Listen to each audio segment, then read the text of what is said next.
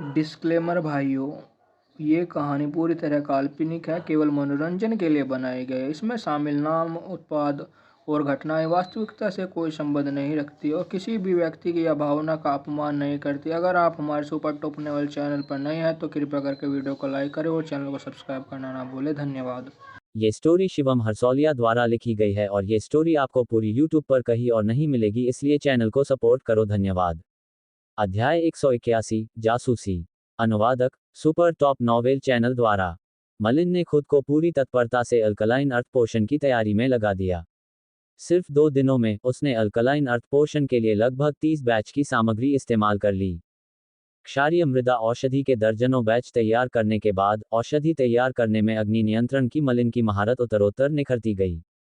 औषधि सामग्री के लगभग 30 सेटों में से मलिन ने क्षारीय मृदा औषधि के कम से कम 12 बैच सफलतापूर्वक तैयार किए। यह उनकी पिछली 30% सफलता दर को पहले ही पार कर चुका था। क्षारीय पृथ्वी औषधि तैयार करने के बाद मलिन सीधे जादूगर व्लादी के निवास की ओर चल पड़ा।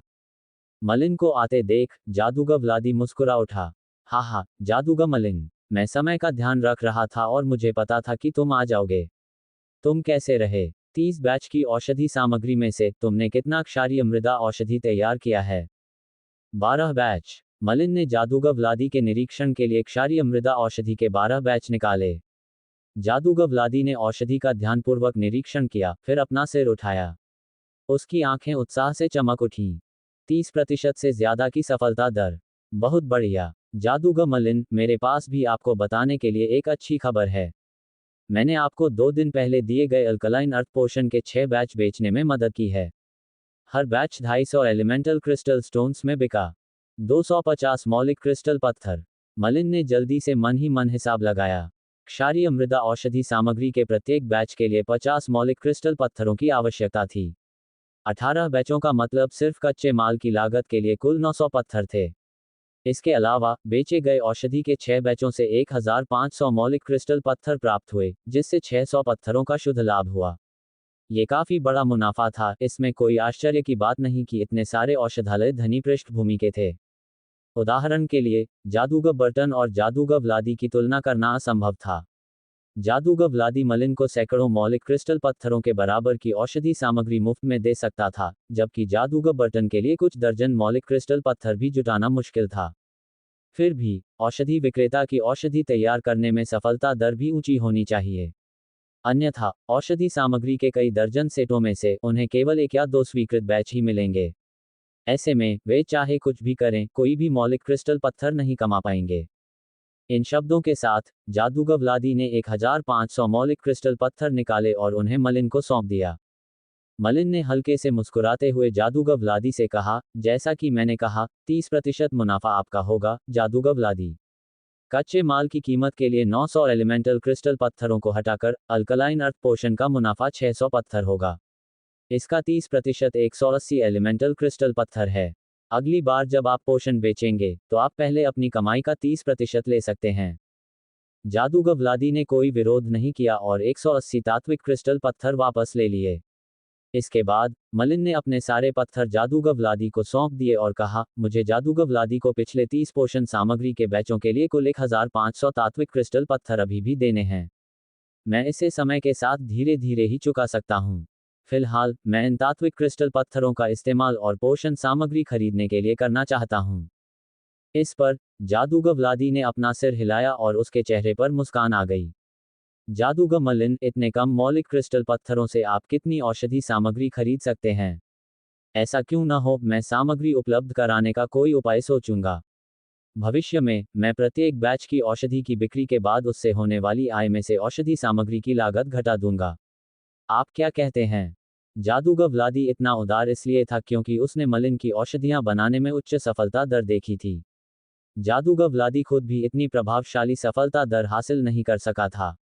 जब तक मलिन इस सफलता दर को बनाए रखने में सक्षम था, तब तक लगभग 1000 मौलिक क्रिस्टल पत्थरों की यह तुच्छ राशि वास्तव में कुछ भी नहीं थी। मलिन ने सिर हिलाया और प्रस्ताव स्वीकार कर लिया। उस समय उसे मौलिक क्रिस्टल पत्थरों की सख्त जरूरत थी और वह मितव्ययी नहीं हो सकता था। इस प्रकार एक बार फिर मलिन ने जादूगर व्लादी से बड़ी मात्रा में क्षारीय पृथ्वी औषधि सामग्री प्राप्त की और अपनी उत्साहपूर्ण औषधि निर्माण शुरू करने के लिए वापस लौट आया। हाल ही में फ्लोटिंग सिटी का लगभग हर कीमियागर एक उल्लेखनीय औषधि के बारे में बात कर रहा था, क्षारीय पृथ्वी औषधि। शुरुआत में क्षारीय मृदा औषधि को असाधारण नहीं माना जाता था। हालांकि इसने कीमिया जीवों को अद्भुत शक्ति और गति प्राप्त करने के साथ साथ उनकी विभिन्न शारीरिक विशेषताओं में भी सुधार करने में सक्षम बनाया। यह एक ऐसी औषधि थी जो स्पष्ट रूप से कीमिया जीवों की शक्ति बढ़ाने में सक्षम थी। हालांकि यह वृद्धि अस्थायी थी, लेकिन इसके बहुत कम या कोई दुष्प्रभाव नहीं थे। इसके अलावा कीमिया जीवों की शक्ति बढ़ाने की इसकी क्षमता ने इसे खतरे के समय में जीवन रक्षक औषधि बना दिया। इसलिए कई कीमियागर क्षारीय पृथ्वी औषधि खरीदने के लिए इच्छुक थे। हालांकि चूंकि क्षारीय पृथ्वी औषधि की तैयारी अपेक्षाकृत जटिल थी, फ्लोटिंग सिटी में क्षारीय पृथ्वी औषधि की आपूर्ति कभी भी मांग को पूरा करने में सक्षम नहीं थी, जिसके परिणामस्वरूप कई कीमियागर औषधि प्राप्त करने में असमर्थ थे। फिर भी पिछले कुछ दिनों में ये स्थिति धीरे धीरे बदल रही थी। जादूगर व्लादी, जो फ्लोटिंग सिटी में काफी मशहूर था, ने घोषणा की कि उसने क्षारीय पृथ्वी औषधि तैयार कर ली है। कीमियागरों ने तुरंत इस खबर पर सकारात्मक प्रतिक्रिया दी और जादूगर व्लादी से औषधि खरीदने की मांग की। शुरुआत में जादूगर व्लादी के पास औषधि के केवल 6 बैच थे, लेकिन उसके बाद उसका उत्पादन बढ़ गया और 12, 20, 30 बैच हो गए। ऐसा तब तक होता रहा जब तक कि हर 10 दिन में क्षारीय मृदा औषधि के कई दर्जन बैच उपलब्ध नहीं हो गए। क्षारीय मृदा औषधि की इतनी बड़ी मात्रा के कारण स्वाभाविक रूप से और भी ज्यादा कीमियागरों को जादूगर व्लादी का नाम पता चल गया। इस प्रतिष्ठा ने औषधि खरीदने के लिए और भी अनुरोध आकर्षित किए। कुछ ही दिनों में क्षारीय पृथ्वी औषधि के प्रत्येक बैच की कीमत 250 मौलिक क्रिस्टल पत्थरों से बढ़कर 300 हो गई। फिर भी आपूर्ति अभी भी मांग से कम हो रही थी। एक उदास कमरे में एक युवा जादूगर अपने सामने खड़े बैंगनी बालों वाले बूढ़े व्यक्ति से सम्मानपूर्वक बात कर रहा था। गुरुजी, मैंने अभी कुछ पूछताछ की है। जिस क्षारीय मृदा औषधि को खरीदने के लिए फ्लोटिंग सिटी के कई लोग इन दिनों उतावले हो रहे हैं, वह दरअसल जादूगर व्लादी की है। इसके अलावा मुझे लगता है कि गुरुजी ने उसके बारे में सुना होगा। हालांकि वह सिर्फ एक प्रथम स्तरीय जादूगर है, फिर भी औषधियों के अनुसंधान में उसे एक हद तक महारत हासिल है। अचानक बैंगनी बालों वाले बूढ़े व्यक्ति ने अपना हाथ बढ़ाया और युवा जादूगर से कहा, कोल्टन, मुझे वह क्षारीय पृथ्वी औषधि दिखाओ जो तुमने खरीदी है। कोल्टन ने तुरंत आदरपूर्वक औषधियों की कुछ खेपें सौंप दीं। औषधि को हाथ में लिए बूढ़े ने ध्यान से देखा और सिर हिलाया। वाकई ये क्षारीय मृदा औषधि है। हालांकि अगर तुम कहते हो कि इसे जादूगर व्लादी ने तैयार किया है तो मुझे यकीन नहीं होता। हे कोल्टन, जाओ और जादूगर व्लादी के घर पर नजर रखो। मुझे विश्वास है कि वह रहस्यमयी औषधि विक्रेता जरूर प्रकट होगा। चेहरे पर संदेह के भाव के बावजूद कोल्टन ने सिर हिलाया और सम्मानपूर्वक पीछे हट गया। कमरा, जो पूरी तरह से धुंधला था, एक बार फिर मौत जैसा सन्नाटा छा गया। हफ, मलिन ने एक लंबी सांस छोड़ी। आंखों के सामने रखे अल्कलाइन अर्थ पोशन को घूरते हुए उसके होठों पर आखिरकार मुस्कान खिल उठी। बस इतना ही काफी है। 1 महीने से ज्यादा हो गया है जब से मैंने अल्कलाइन अर्थ पोशन की तैयारी जोर शोर से शुरू की है। न सिर्फ मेरी सफलता दर में काफी सुधार हुआ है, बल्कि मैंने काफी एलिमेंटल क्रिस्टल स्टोन भी कमा लिए हैं। अब स्टर्लिंग हाउस जाकर फैंटमसल मैजिक पोशन और ब्लूबेरी पोशन के लिए पोशन सामग्री खरीदने का समय आ गया है। मलिन ने धीरे से खुद से कहा। पिछले 1 महीने से वह घर में अल्कलाइन अर्थ पोशन बनाने में जी जान से लगा हुआ था। पोशन की सामग्री की लागत और जादूगर व्लादी के मुनाफे का 30% जोड़कर वह 30,000 एलिमेंटल क्रिस्टल पत्थर इकट्ठा करने में कामयाब हो गया था। 30,000 एलिमेंटल क्रिस्टल स्टोन, यह एक बड़ी दौलत थी, ये देखते हुए कि मलिन ने सिर्फ 1 महीने से थोड़ा ज्यादा समय तक काम किया था। हकीकत में रेनोलॉजी, पोशन और कीमिया में से पोशन ही एकमात्र ऐसी चीज थी जो लाभदायक थी। एक औषध विक्रेता जो पोशन बनाने में माहिर होता, उसे कभी भी पर्याप्त एलिमेंटल क्रिस्टल स्टोन की चिंता नहीं करनी पड़ती, क्योंकि वह बहुत अमीर होता। हालांकि मलिन के पास औषधि बनाने के मामले में कोई खास गुण नहीं थे, फिर भी उसके पास मैट्रिक्स था जिससे उसकी सफलता दर बढ़ गई। इससे वह कम समय में ही बड़ी मात्रा में मौलिक क्रिस्टल पत्थर अर्जित कर सकता था। 30,000 मौलिक क्रिस्टल पत्थरों के साथ मलिन औषधि सामग्री के कई सेट खरीद सकता था, भले ही वह फैंटास्मल मैजिक पोशन और ब्लूबेरी पोशन के लिए महंगी सामग्री ही क्यों न हो। मलिन खड़ा हुआ और दरवाजा खोला। उसे अभी भी जादूगर व्लादी को अल्कलाइन अर्थ पोशन की 50 से ज्यादा खेपें देनी थीं, जो उसने पिछले कुछ दिनों से तैयार की थीं। बहुत जल्द मलिन जादूगर व्लादी के घर पहुंच गया। जब जादूगर व्लादी ने मलिन को देखा तो वह खुशी और स्नेह से भर गया। पिछले महीने जादूगर व्लादी ने मलिन के साथ मिलकर काम किया था और भारी मुनाफा भी कमाया था। शुरू में तो उसने इतने मुनाफे की उम्मीद भी नहीं की थी। जादूगर मलिन, इस बार आप कितने बैच बनाने में कामयाब रहे? मैंने अभी तक केवल 53 बैच औषधियां तैयार की हैं। जादूगर व्लादी, मुझे तुमसे कुछ कहना है। मैं। अध्याय 182, एक आश्चर्यजनक हमला। अनुवादक, एंडलिस फैंटेसी। अनुवाद संपादक, एंडलिस फैंटेसी। अनुवाद। धुंधले कमरे की हवा में सीलन की महक थी। ऊंची लकड़ी की कुर्सियां बिखरी पड़ी थीं। उनमें से एक कुर्सी पर बैंगनी बालों वाला एक बूढ़ा आदमी लेटा हुआ था।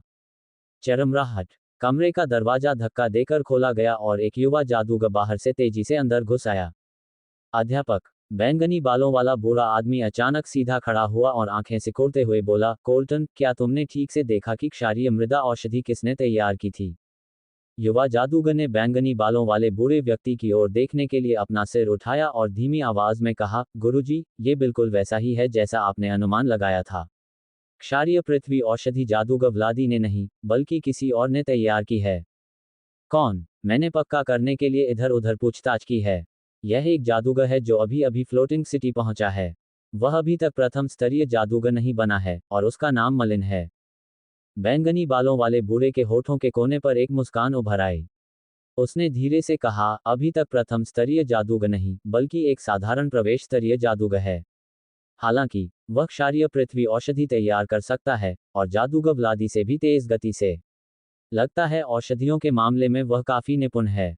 कुछ देर रुकने के बाद बैंगनी बालों वाले बूढ़े आदमी की आंखें तेजी से चमक उठी और उसने युवा जादूगर से ठंडे स्वर में कहा, कोल्टन, अपने पालतू को लाओ और उस मलिन को पकड़ लो।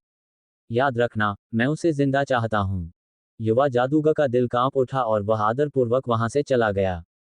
उसके पीछे एक विशाल, शक्तिशाली कीमियागर प्राणी, जो एक मुखौटा पहने हुए था, उसके पीछे पीछे चल रहा था।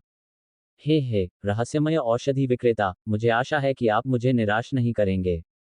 बैंगनी बालों वाले बूढ़े आदमी ने धीमी आवाज में कुछ कहा, उसकी आंखों में प्रत्याशा की हल्की सी रोशनी चमक रही थी। स्टलिंग हाउस में, वही आकर्षक महिला, जो पहले वाली थी, मलिन को घुमा रही थी। वे बड़े हॉल में गए जहां बड़ी मात्रा में औषधि सामग्री रखी हुई थी। मलिन ने पहले ही फैंटास्मल मैजिक पोशन और ब्लूबेरी पोशन की सामग्री ढूंढ ली थी, इसलिए उसे पता था कि स्टर्लिंग हाउस में ये औषधि सामग्री स्टॉक में है, बस उनकी कीमतें बहुत ज्यादा थीं।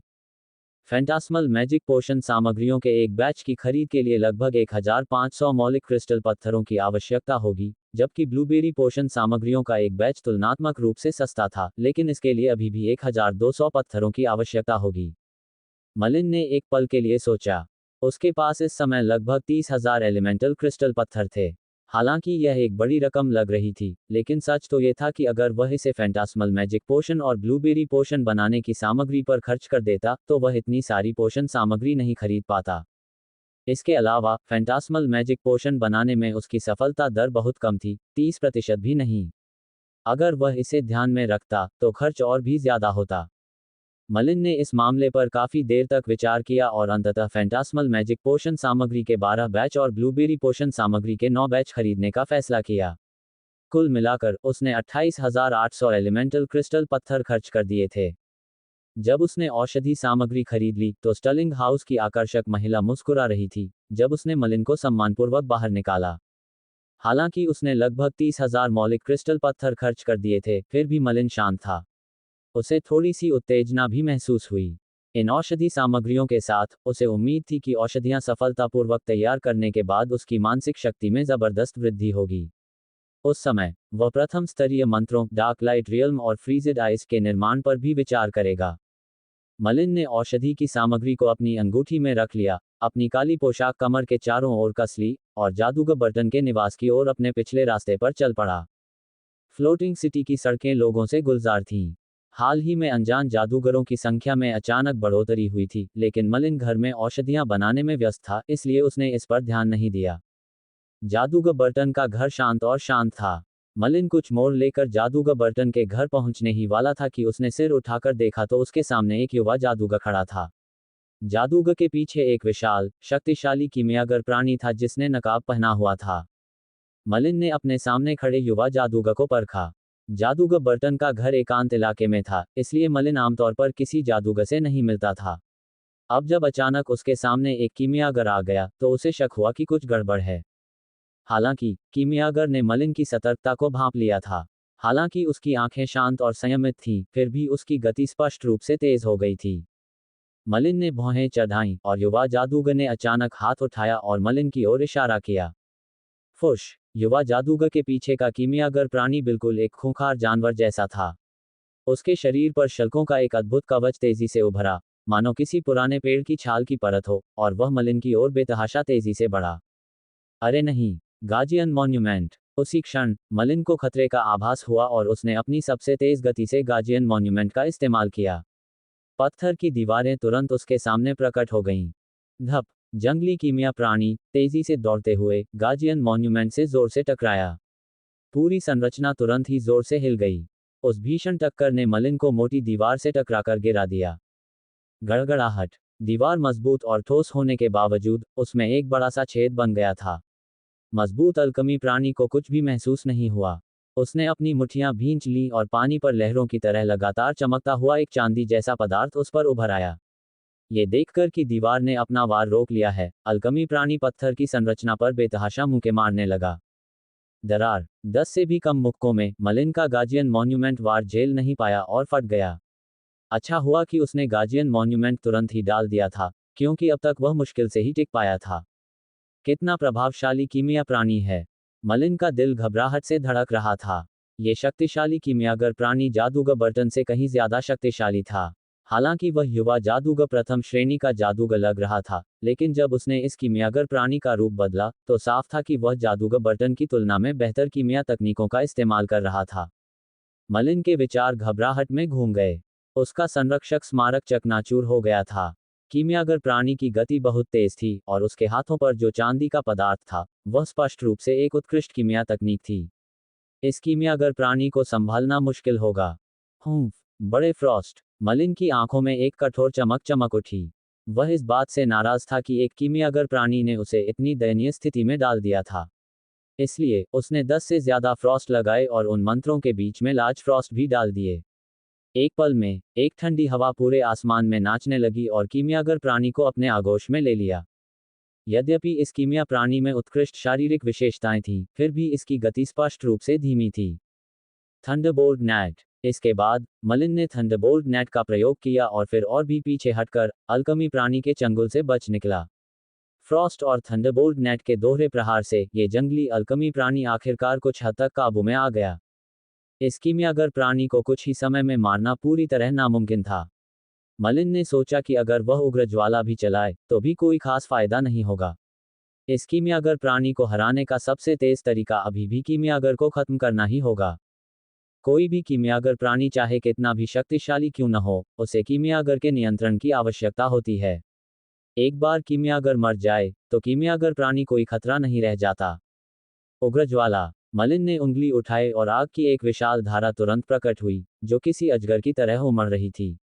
यह उस जादूगर की ओर बढ़ी जो कीमिया प्राणी को नियंत्रित कर रहा था। तभी मलिन के चारों ओर तेज वायु तत्वीय उतार चढ़ाव उठे और उसकी गति कई गुना बढ़ गई। वह युवा जादूगर की ओर झपटा। एक 5 तत्व जादूकरता! युवा जादूगर के चेहरे के भाव बदल गए।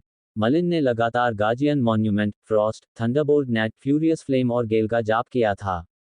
ये 5 तत्वीय मंत्र थे और उनमें से 2 प्रथम स्तरीय मंत्र थे। 5 तत्वीय मंत्रों ने न केवल कीमिया प्राणी को एक ही झटके में नियंत्रित कर दिया, बल्कि इसने मलिन के हमलों के लिए ताकत भी प्रदान की। अगर किसी के पास कई मंत्र होते, तो प्रतिद्वंद्वी का सामना करते समय उसके पास ज्यादा विकल्प होते। वरना, अगर वह एक औसत त्रितत्वीय जादूगर होता, तो वह तुरंत ही कीमिया प्राणी द्वारा पकड़ा जाता। ऐसे जंगली कीमिया प्राणी के साथ शारीरिक युद्ध में उतरना आत्महत्या के समान होता। चिलचिलाती लपटें उसकी ओर बढ़ रही थीं। युवा जादूगर ने हिम्मत नहीं हारी। हालांकि वह एक रसायन शास्त्री था, फिर भी वह एक प्रथम स्तरीय जादूगर था। इसलिए उसने तुरंत एक रक्षात्मक मंत्र का जाप किया जो उग्रज्वाला के प्रहार को रोक पाया और निर्णायक रूप से पीछे हट गया। हालांकि उसके पास कोई स्पीड मंत्र नहीं था। इसलिए मलिन ने लगातार कुछ बार गेल का जादू करने के बाद गेल का ही एक और शक्तिशाली संस्करण इस्तेमाल किया। उसकी गति अचानक आसमान छूने लगी और वह युवा जादूगर के सामने आ गया। अंधेरा कोहरा! इस युवा जादूगर के पास कोई खास मानसिक शक्ति नहीं थी। हालांकि यह एक सामान्य सा अंधेरा कोहरा था, फिर भी इसने उसे एक भ्रम में डाल दिया। आमतौर पर एक कीमियागर की शक्ति का एक बड़ा हिस्सा कीमियागर प्राणी पर निर्भर करता था। एक बार कीमियागर प्राणी पर काबू पा लिया गया तो वे सचमुच खतरे में पड़ गए। क्या 6 तत्वीय जादू टोना करने वाला यह असंभव है? ये देखकर कि मलिन ने डार्क मिस्ट का जादू किया है, युवा जादूगर के चेहरे पर गहरा सदमा छा गया और उसकी आंखें अविश्वास से भर गईं। वह इतने लंबे समय से फ्लोटिंग सिटी में था, लेकिन उसने कभी 6 एलिमेंटल जादूगर के बारे में सुना भी नहीं था। हालांकि मलिन ने इसमें कोई संकोच नहीं किया। अध्याय 183 पहले ही आ गया। अनुवादक सुपर टॉप नॉवेल चैनल द्वारा। उदास कमरे में बैंगनी बालों वाला बूढ़ा आदमी अपनी आंखें हल्के से बंद कर रहा था, मानो ध्यान में हो, लेकिन उसके चेहरे पर पीड़ा का भाव था जिससे वह क्रूर लग रहा था। स्नैप! बैंगनी बालों वाले बूढ़े व्यक्ति की एक उंगली में रून से उत्कीर्ण एक अंगूठी अचानक एक जोरदार आवाज के साथ खुल गई, जमीन पर गिर गई और टुकड़ों में टूट गई। कोल्टन मर गया है। बैंगनी बालों वाले बूढ़े के चेहरे पर तुरंत ही बदलाव की एक जबरदस्त लहर दौड़ गई। उसका शरीर, जो पहले थोड़ा झुका हुआ था, तुरंत सीधा हो गया। उसका बूढ़ा चेहरा भी थोड़ा विकृत हो गया और उसके पूरे शरीर में एक उदास हवा फैल गई।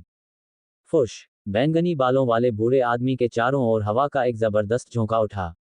वह तेजी से उस उदास कमरे से बाहर भागा और उसके पीछे चांदी के कवच से ढका एक विशालकाय कीमिया प्राणी का धुंधला सा आकार पीछे पीछे आ रहा था।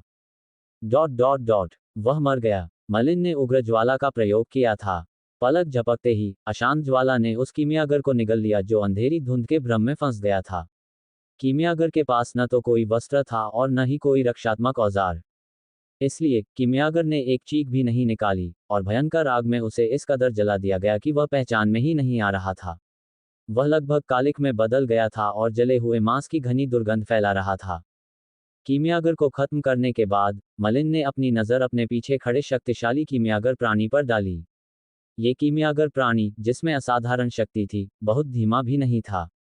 इसे मारना लगभग नामुमकिन था और इसे एक अदम्य कीमियागर प्राणी माना जा सकता था।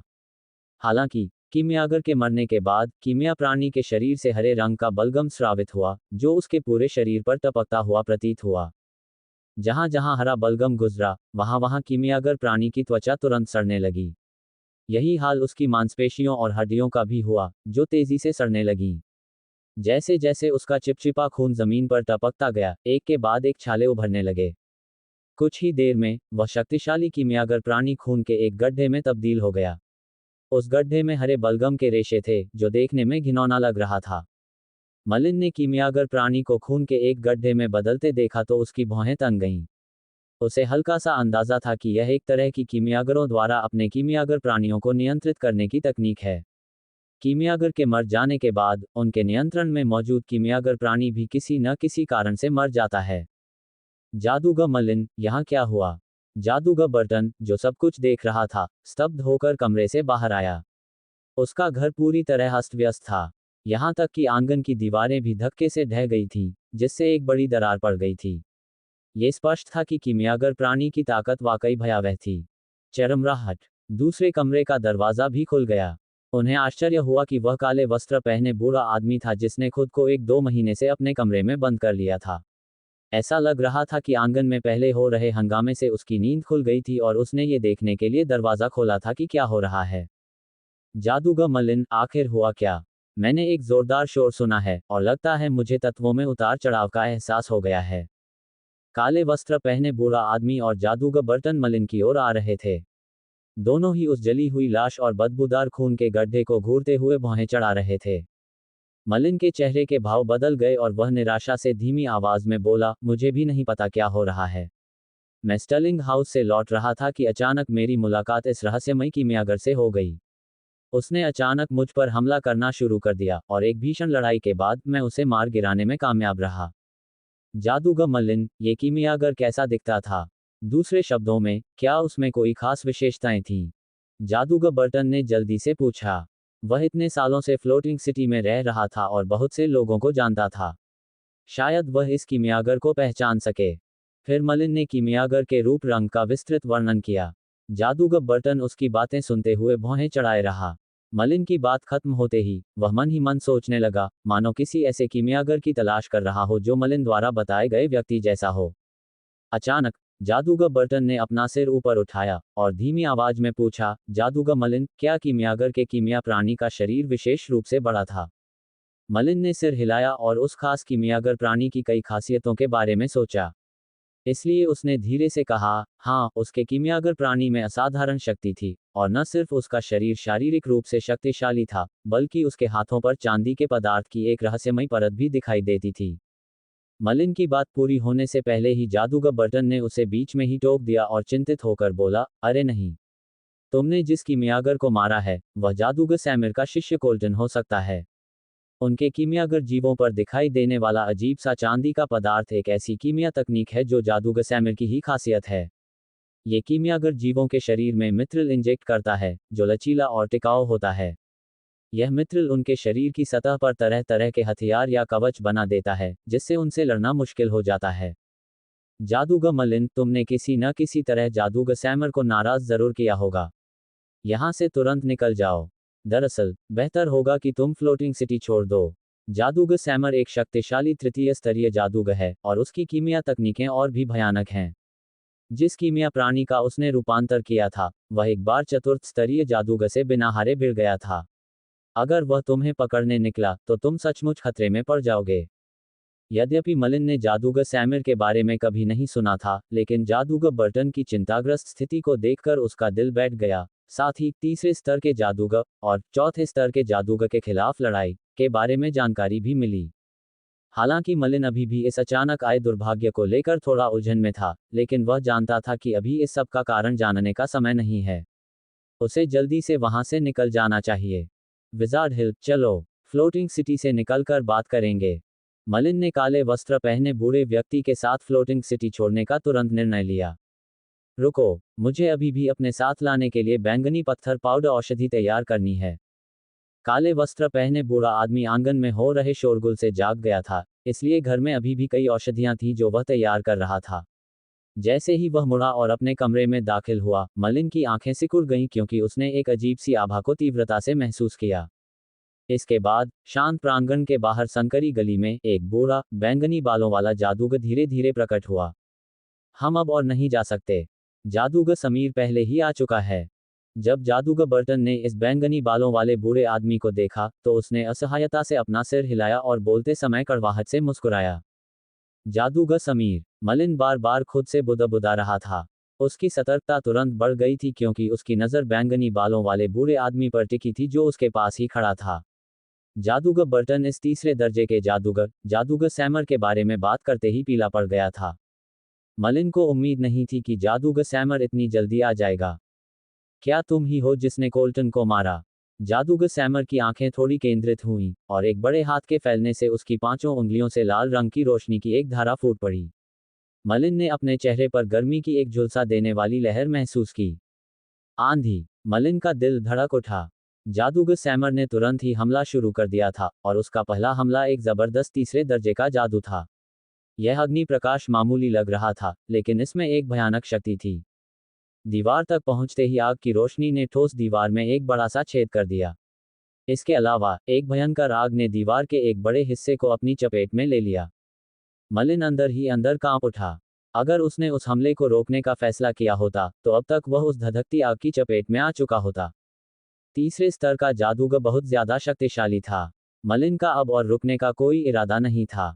अब उसका बस एक ही विचार था कि भाग जाए, जितना दूर भागा जाए उतना अच्छा। फुश। मलिन के चारों ओर वायु तत्व का एक तीव्र उभार उठा और उसकी गति तेजी से बढ़ गई। ये गेल का ही एक शक्तिशाली संस्करण था जिसे उसने जल्द से जल्द पीछे हटने के लिए इस्तेमाल किया था। जादूगर सैमर ने थोड़ा भौहें चढ़ाईं और खुद से बात करते हुए लगा, मुझे सबसे ज्यादा नफरत स्पीड मंत्र वाले जादूगरों से है। Water whorl. जादूगर समीर ने हाथ बढ़ाकर आकाश की ओर इशारा किया। तुरंत ही, जलवाष्प के रेशे तेजी से संघनित होने लगे, मानो वातावरण अचानक नम हो गया हो। हवा में पानी का एक गोला दिखाई दिया और पानी की लहरों के साथ फैल गया।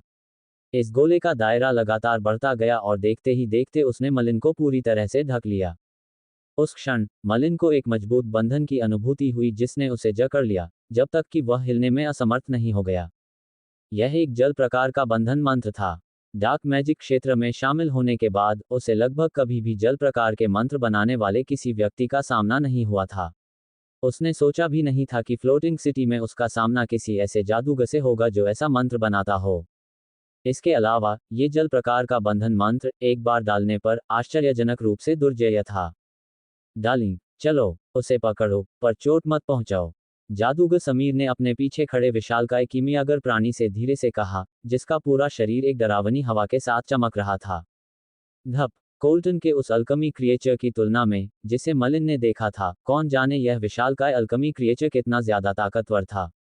उसके कदमों के जोर ने उसके दोनों पैरों के नीचे नीले पत्थर की फर्श की टाइलें कुचल दीं। इसके बाद उसका विशालकाय शरीर हवा में उछल गया और उसकी विशाल परछाई मलिन के सिर पर छा गई। इस अविश्वसनीय रूप से क्रूर कीमिया प्राणी को घूरते हुए मलिन ने खुद को और अधिक रोकने की हिम्मत नहीं की और दहाड़ते हुए कहा, संरक्षक स्मारक। उन्होंने गार्जियन मॉन्यूमेंट को, अध्याय 184, आपको गंभीरता से लें। अनुवादक, सुपर टॉप नॉवेल चैनल द्वारा। मलिन का संरक्षक स्मारक एक संवर्धक कास्टिंग उपकरण के माध्यम से डाला गया था, इसलिए यह एक तृतीय स्तरीय रक्षात्मक मंत्र के बराबर था। यह मलिन का वर्तमान सबसे शक्तिशाली रक्षात्मक मंत्र भी था। अगर वह जादूगर सैमर के कीमिया प्राणी से बचाव नहीं कर पाता, तो मलिन के पास इस मुसीबत से बिना किसी नुकसान के निकलने का कोई रास्ता नहीं था। बड़े चांदी के हथौड़े ने हवा में बेरहमी से वार किया। हवा और हथौड़े के बीच घर्षण के कारण कई बार फुफकारने जैसी आवाजें भी आईं। इसके बाद बड़ा हथौड़ा गार्जियन मॉन्यूमेंट पर गिरा, जिससे पूरा गार्जियन मॉन्यूमेंट जोर से हिल गया। ऐसा लगा जैसे अगले ही पल गार्जियन मॉन्यूमेंट टुकड़े टुकड़े हो जाएगा। मलिन का दिल जोर से धड़क रहा था और वह अपने जादू को घूर रहा था। संरक्षक स्मारक की रोशनी बार बार चमक रही थी, लेकिन अंत में वह टूटी नहीं। ये जादू एक प्रवर्धक ढलाई उपकरण के जरिए डाला गया था जो जादूगर सैमर के कीमिया प्राणी के हमले को रोकने में सक्षम था। जादूगर सैमर ने आंखें थोड़ी सिकुड़ी और उसकी आंखों में एक अजीब सा आश्चर्य झलक आया। फिर उसने तुरंत हाथ उठाया और हाथ हिलाया। एक उबलती हुई आभा गुस्से से मलिन की ओर बढ़ी। ये जादूगर सैमर का तीसरे दर्जे का मंत्र था। मलिन ने अभी अभी इस मंत्र का खौफ देखा था। अगर उस पर यह मंत्र लग जाता, तो वह तुरंत ही झुलसती आग की लपटों में फंस जाता। उसी समय वह कीमियागर प्राणी से लड़ रहा था और इस समय वह अपनी जगह से भाग नहीं सकता था। इसलिए उसने एक दो बार गार्जियन मॉन्यूमेंट का जादू किया और एक एनहांसिंग कास्टिंग टूल की मदद से गार्जियन मॉन्यूमेंट का एक और मजबूत संस्करण भी डाला। एनहांसिंग कास्टिंग टूल से गार्जियन मॉन्यूमेंट के मजबूत संस्करण के 2 कास्ट बनाने के बाद मलिन ने पृथ्वी के 4 एलिमेंटल क्रिस्टल स्टोन इस्तेमाल कर लिए थे। सौभाग्य से उसके पास पर्याप्त मात्रा में एलिमेंटल क्रिस्टल स्टोन थे जो कम से कम आधे दिन के एनहांसिंग कास्टिंग टूल की खपत को पूरा कर सकते थे।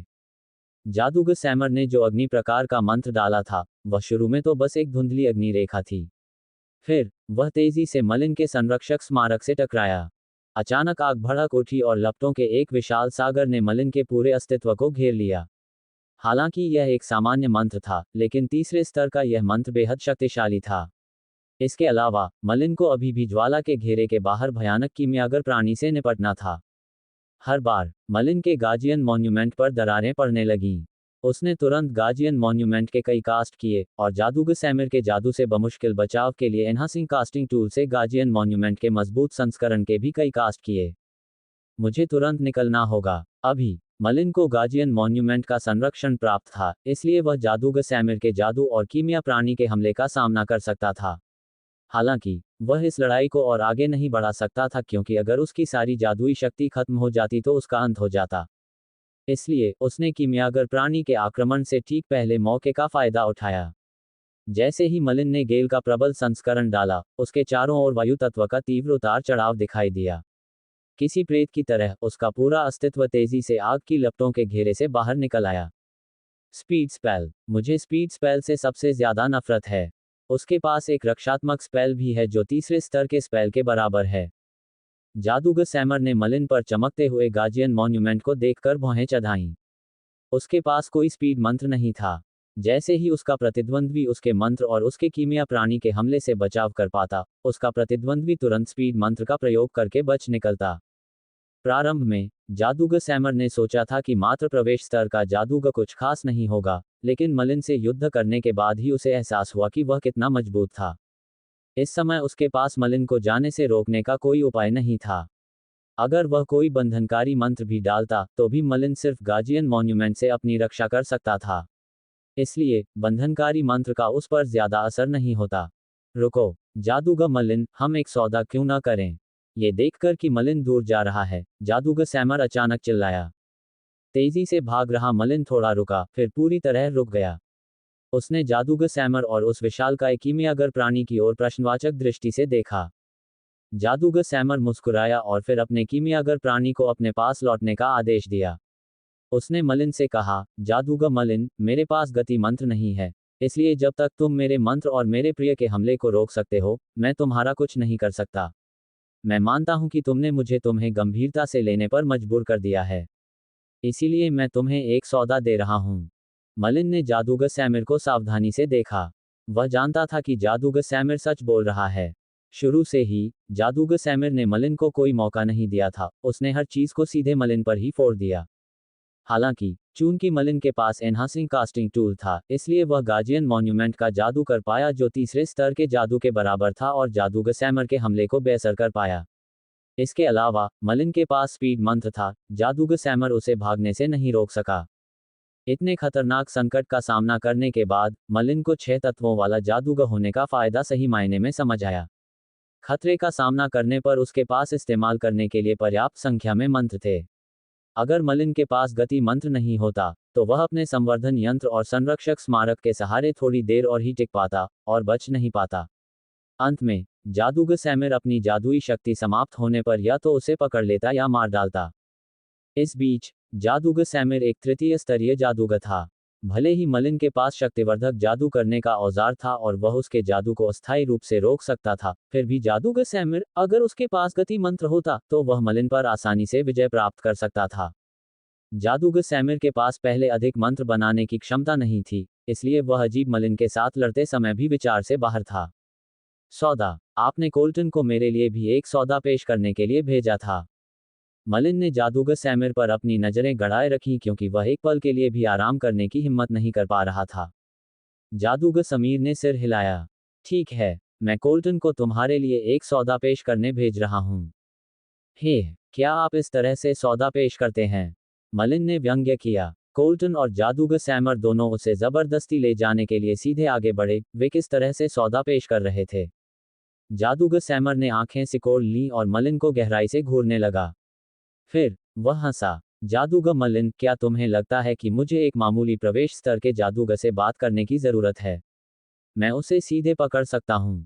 लेकिन तुमने जो क्षमताएं दिखाई हैं, उन्होंने मुझे तुम्हें गंभीरता से लेने पर मजबूर कर दिया है। कम से कम अब मैं तुम्हारा कुछ नहीं बिगाड़ सकता, तो चलो एक न्यायपूर्ण समझौता करते हैं। अगर तुम मेरे लिए एक औषधि बना सको, तो मैं तुम्हें तुम्हारी कोई भी कीमती चीज दे सकता हूं।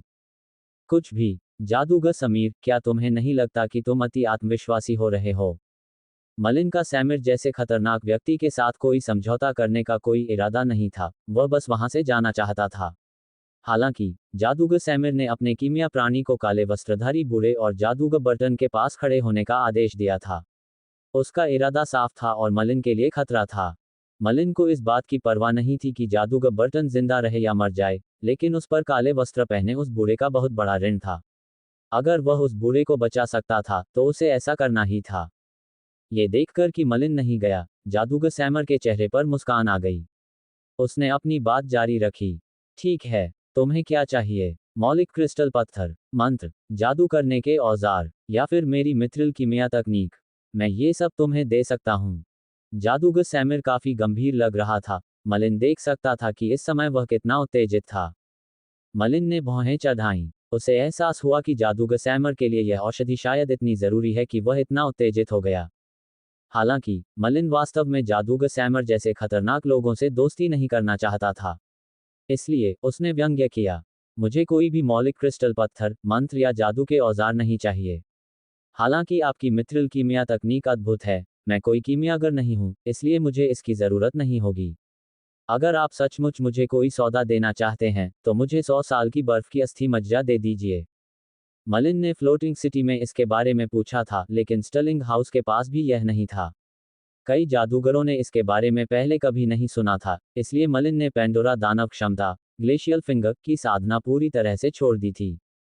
उन्होंने 100 साल पुरानी बर्फ की अस्थि मज्जा का जिक्र केवल इसलिए किया ताकि जादूगर सैमर उन्हें कोई सौदा देने से मना कर दे। 100 साल की बर्फ अस्थि मज्जा। जादूगर सैमर ने थोड़ा सा मुंह बनाया। अप्रत्याशित रूप से जादूगर सैमर को इस वस्तु के बारे में पता था। काफी देर सोचने के बाद जादूगर सैमर ने अचानक अपना सिर उठाया। उसने दांत पीसते हुए कहा, 100 साल पुरानी बर्फ की अस्थि मज्जा वाकई बहुत कीमती होती है। आम जादूगरों ने शायद इसके बारे में न सुना हो, लेकिन मैं एक बूढ़े आदमी को जानता हूं जिसके पास ये चीज है। लेकिन इस बूढ़े आदमी को मेरी मित्रिल कीमिया तकनीक बहुत समय से चाहिए थी। ज्यादा से ज्यादा मैं अपनी मित्रिल कीमिया तकनीक के बदले ये चीज दे दूंगा। मैं तुम्हें वह जरूर दूंगा जो तुम मांगोगे। बदले में मलिन को अब एक कठिन फैसला लेना पड़ा। उसने पहले तो जादूगर सैमर को अपना इरादा छोड़ने के लिए 100 साल पुरानी बर्फीली अस्थि मज्जा का जिक्र किया था। उसे उम्मीद नहीं थी कि जादूगर सैमर उसे 100 साल पुरानी बर्फीली अस्थि मज्जा दे देगा। 100 साल पुरानी बर्फ की अस्थि मज्जा मलिन को पैंडोरा दानव क्षमता ग्लेशियल फिंगर विकसित करने में मदद कर सकती थी। ये वास्तव में एक ऐसी वस्तु थी जिसकी ओर वह आकर्षित होता। हालांकि जादूगर सैमर के प्रति अपने अविश्वास के कारण मलिन हिचकिचा रहा था।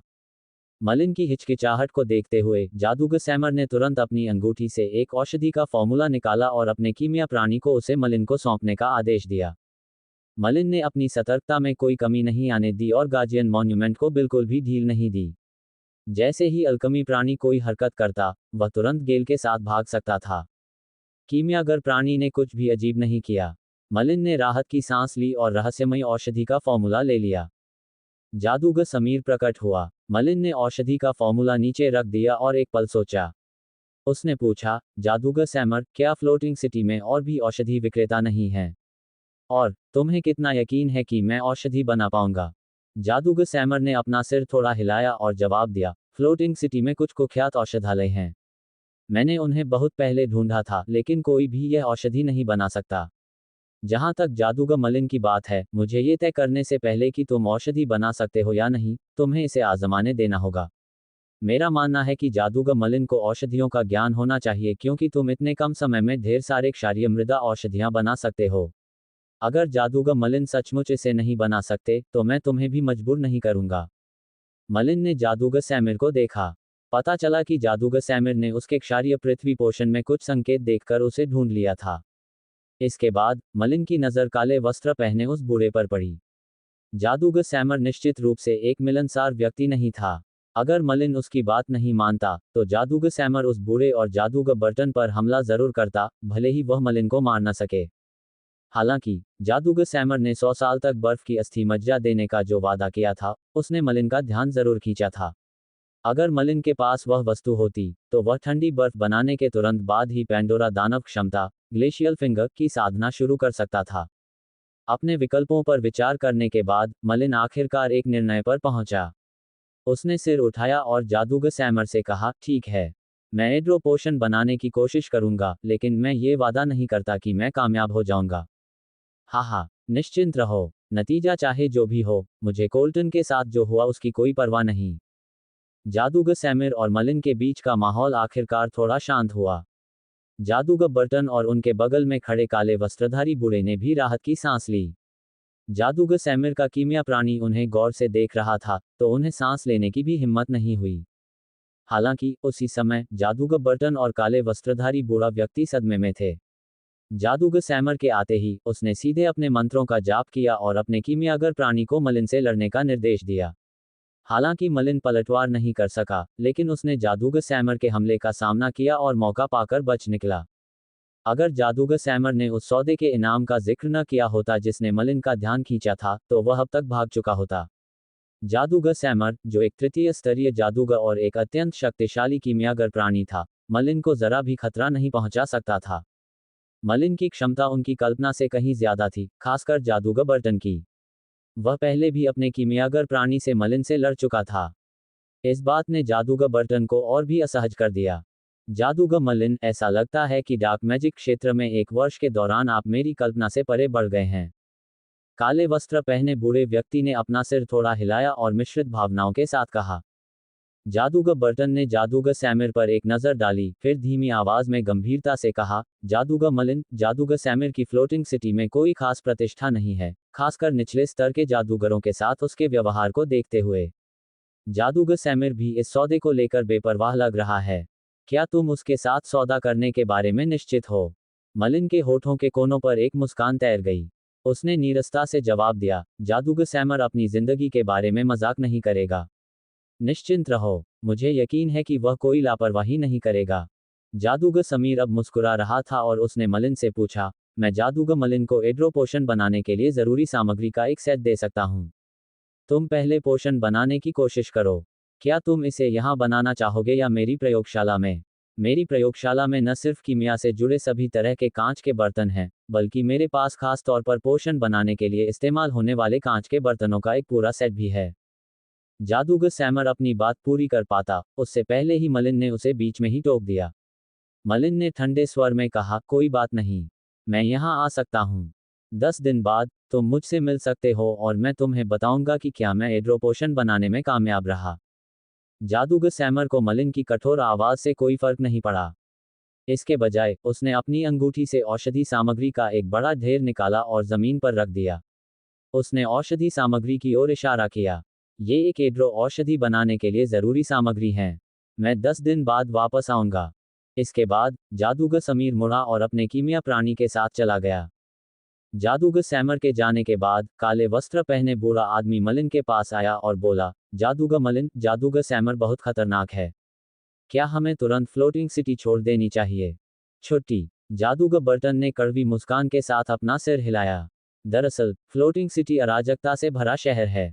इस शहर में हर दिन कई जादूगर मारे जाते थे। केवल बड़े जादूगर परिवार और स्टर्लिंग हाउस जैसी प्रभावशाली ताकतें ही यहाँ उनकी सुरक्षा सुनिश्चित कर सकती हैं। जादूगर सैमर कई सालों से फ्लोटिंग सिटी में है। उसके पास तुम पर नजर रखने के कई तरीके हैं। जादूगर मलिन तो शायद निकल जाए, लेकिन तुम्हारे लिए मुश्किल होगी, हिल। जादूगर बर्टन को तैरते शहर के नियमों की पूरी जानकारी थी। ये साहसी लोगों के लिए स्वर्ग था। ऊपर से देखने पर यह शांत और सुकून भरा लगता था, लेकिन इस शहर में लगभग हर दिन जादूगर आपस में लड़ते रहते थे। कोई भी कुछ खास प्रभावशाली ताकतों के इलाके में ही कोई उपद्रव मचाने की हिम्मत नहीं करता था, जबकि बाकी जगहें अराजक रहती थीं। इसलिए ऐसा प्रतीत होता है कि जादूगर सैमर काफी लापरवाह रवैया अपनाते हुए उनके पास महंगी औषधि सामग्री छोड़ गया होगा, लेकिन वास्तव में वह हर समय उनकी गतिविधियों पर नजर रख रहा था। काले वस्त्र पहने बूढ़ा आदमी उदास हो गया और सिर हिलाया। बेबसी से बोला, लगता है मैंने जादूगर मलिन को परेशान कर दिया है। मलिन ने औषधि की सामग्री अपनी अंगूठी में रखी और मुस्कुराया। जादूगर सैमर के साथ हुए सौदे से मुझे भी फायदा हुआ है। 100 साल पुराना बर्फ का अस्थि मज्जा वो अनमोल सामग्री है जो मुझे स्टर्लिंग हाउस में भी नहीं मिली। मेरे यहाँ रहने का जादूगर पहाड़ी से कोई लेना देना नहीं है। ठीक है, मुझे इस एड्रो औषधि का अध्ययन करना चाहिए। अगर मैं इसे बना पाया तो सब कुछ सुचारू रूप से चलेगा। इसके बाद मलिन अपने कमरे में लौट आया, काले वस्त्र पहने बूढ़े आदमी और जादूगर बर्टन को बाहर छोड़कर। उनकी निगाहें चिंता से भरी थीं। कुछ दिनों तक मलिन अपने कमरे में ही रहा। चूंकि वह अपने कमरे से बाहर नहीं आया था, इसलिए काले वस्त्र पहने बूढ़े व्यक्ति और जादूगर बर्टन को औषधि निर्माण की प्रगति जानने का कोई तरीका नहीं था। हालांकि मलिन इन दिनों अपने कमरे में लगभग बिना सोए और बिना आराम किए ही समय बिता रहा था। वे सोच सकते थे कि जादूगर सैमर जो औषधि चाहता था उसे बनाना आसान नहीं था। मलिन अपने कमरे में औषधि बनाने की सामग्री तैयार करने में व्यस्त था। एड्रो औषधि बनाने के सभी चरणों और आवश्यक सामग्रियों के अनुपात को पढ़ने के बाद उसे आखिरकार समझ आ गया कि फ्लोटिंग सिटी का कोई भी औषधि विक्रेता यह औषधि क्यों नहीं बना पा रहा था। औषधि की बजाय उसे बनाने के चरण ही बहुत जटिल थे। मलिन ने मैट्रिक्स में इस प्रक्रिया को रिकॉर्ड किया और पाया कि इसे तैयार करने में लगभग 369 चरण लगे। मूलतः एक साधारण औषधि बनाने में लगभग 1 दर्जन कदम ही लगते थे। थोड़े जटिल औषधि बनाने में 100 से भी कम कदम लगते थे। काल्पनिक जादुई औषधि बनाने में भी 100 कदम ही लगते थे। मलिन ने पहले कभी ऐसी औषधि नहीं देखी थी जिसे बनाने में लगभग 300 चरण लगते हों। बस एक छोटी सी गलती ही उसकी मेहनत को बेकार कर देती। एक अनुभवी औषधि विक्रेता के लिए भी इतने कम समय में इतने जटिल चरणों को पूरी तरह से समझना असंभव था।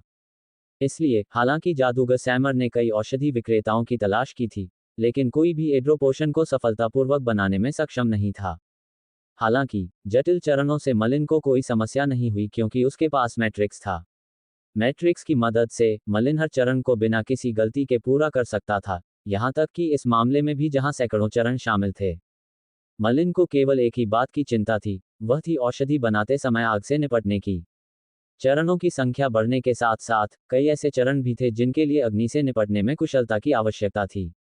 इस प्रकार, हालांकि मलिन को एड्रो औषधि बनाने का आत्मविश्वास था, लेकिन उसे बनाने में उसकी सफलता दर बहुत कम थी।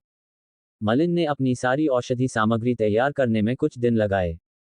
ये सुनिश्चित करने के बाद कि कहीं कुछ छूट न जाए, उसने औषधि बनाना शुरू किया। मैट्रिक्स, एड्रो पोशन बनाना शुरू करो। मलिन ने मैट्रिक्स की शुरुआत की। फिर, मैट्रिक्स के निर्देशों के अनुसार उसने चरणबद्ध तरीके से औषधि तैयार करना शुरू किया।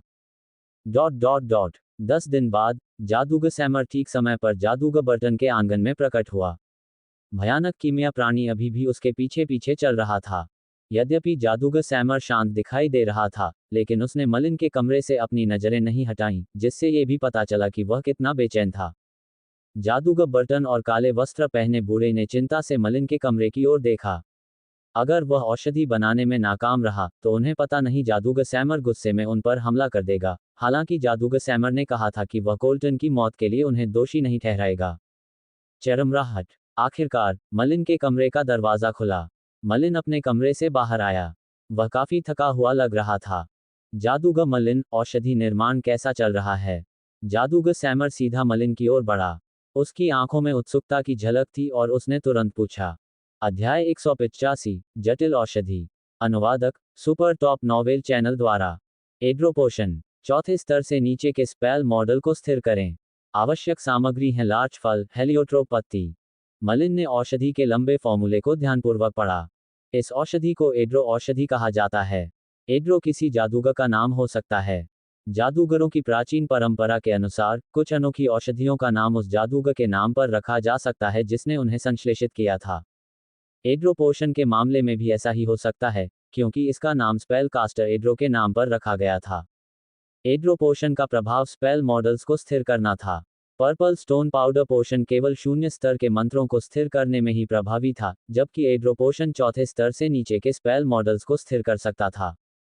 क्या ये हो सकता है कि जादूगर सैमर के मंत्र मॉडल अस्थिर हैं? मलिन ने जादूगर सैमर को संदेह से देखा। मंत्र मॉडलों की अस्थिरता एक गंभीर मामला था, खासकर जब जागरूकता में निर्मित मंत्र मॉडल उच्च स्तर का हो। अस्थिर मंत्र मॉडलों को नियंत्रित करना और भी कठिन था। अगर मंत्र मॉडल टूट जाता, तो मंत्र मॉडल में निहित अपार जादुई शक्ति किसी भी जादूगर को टुकड़े टुकड़े कर सकती थी।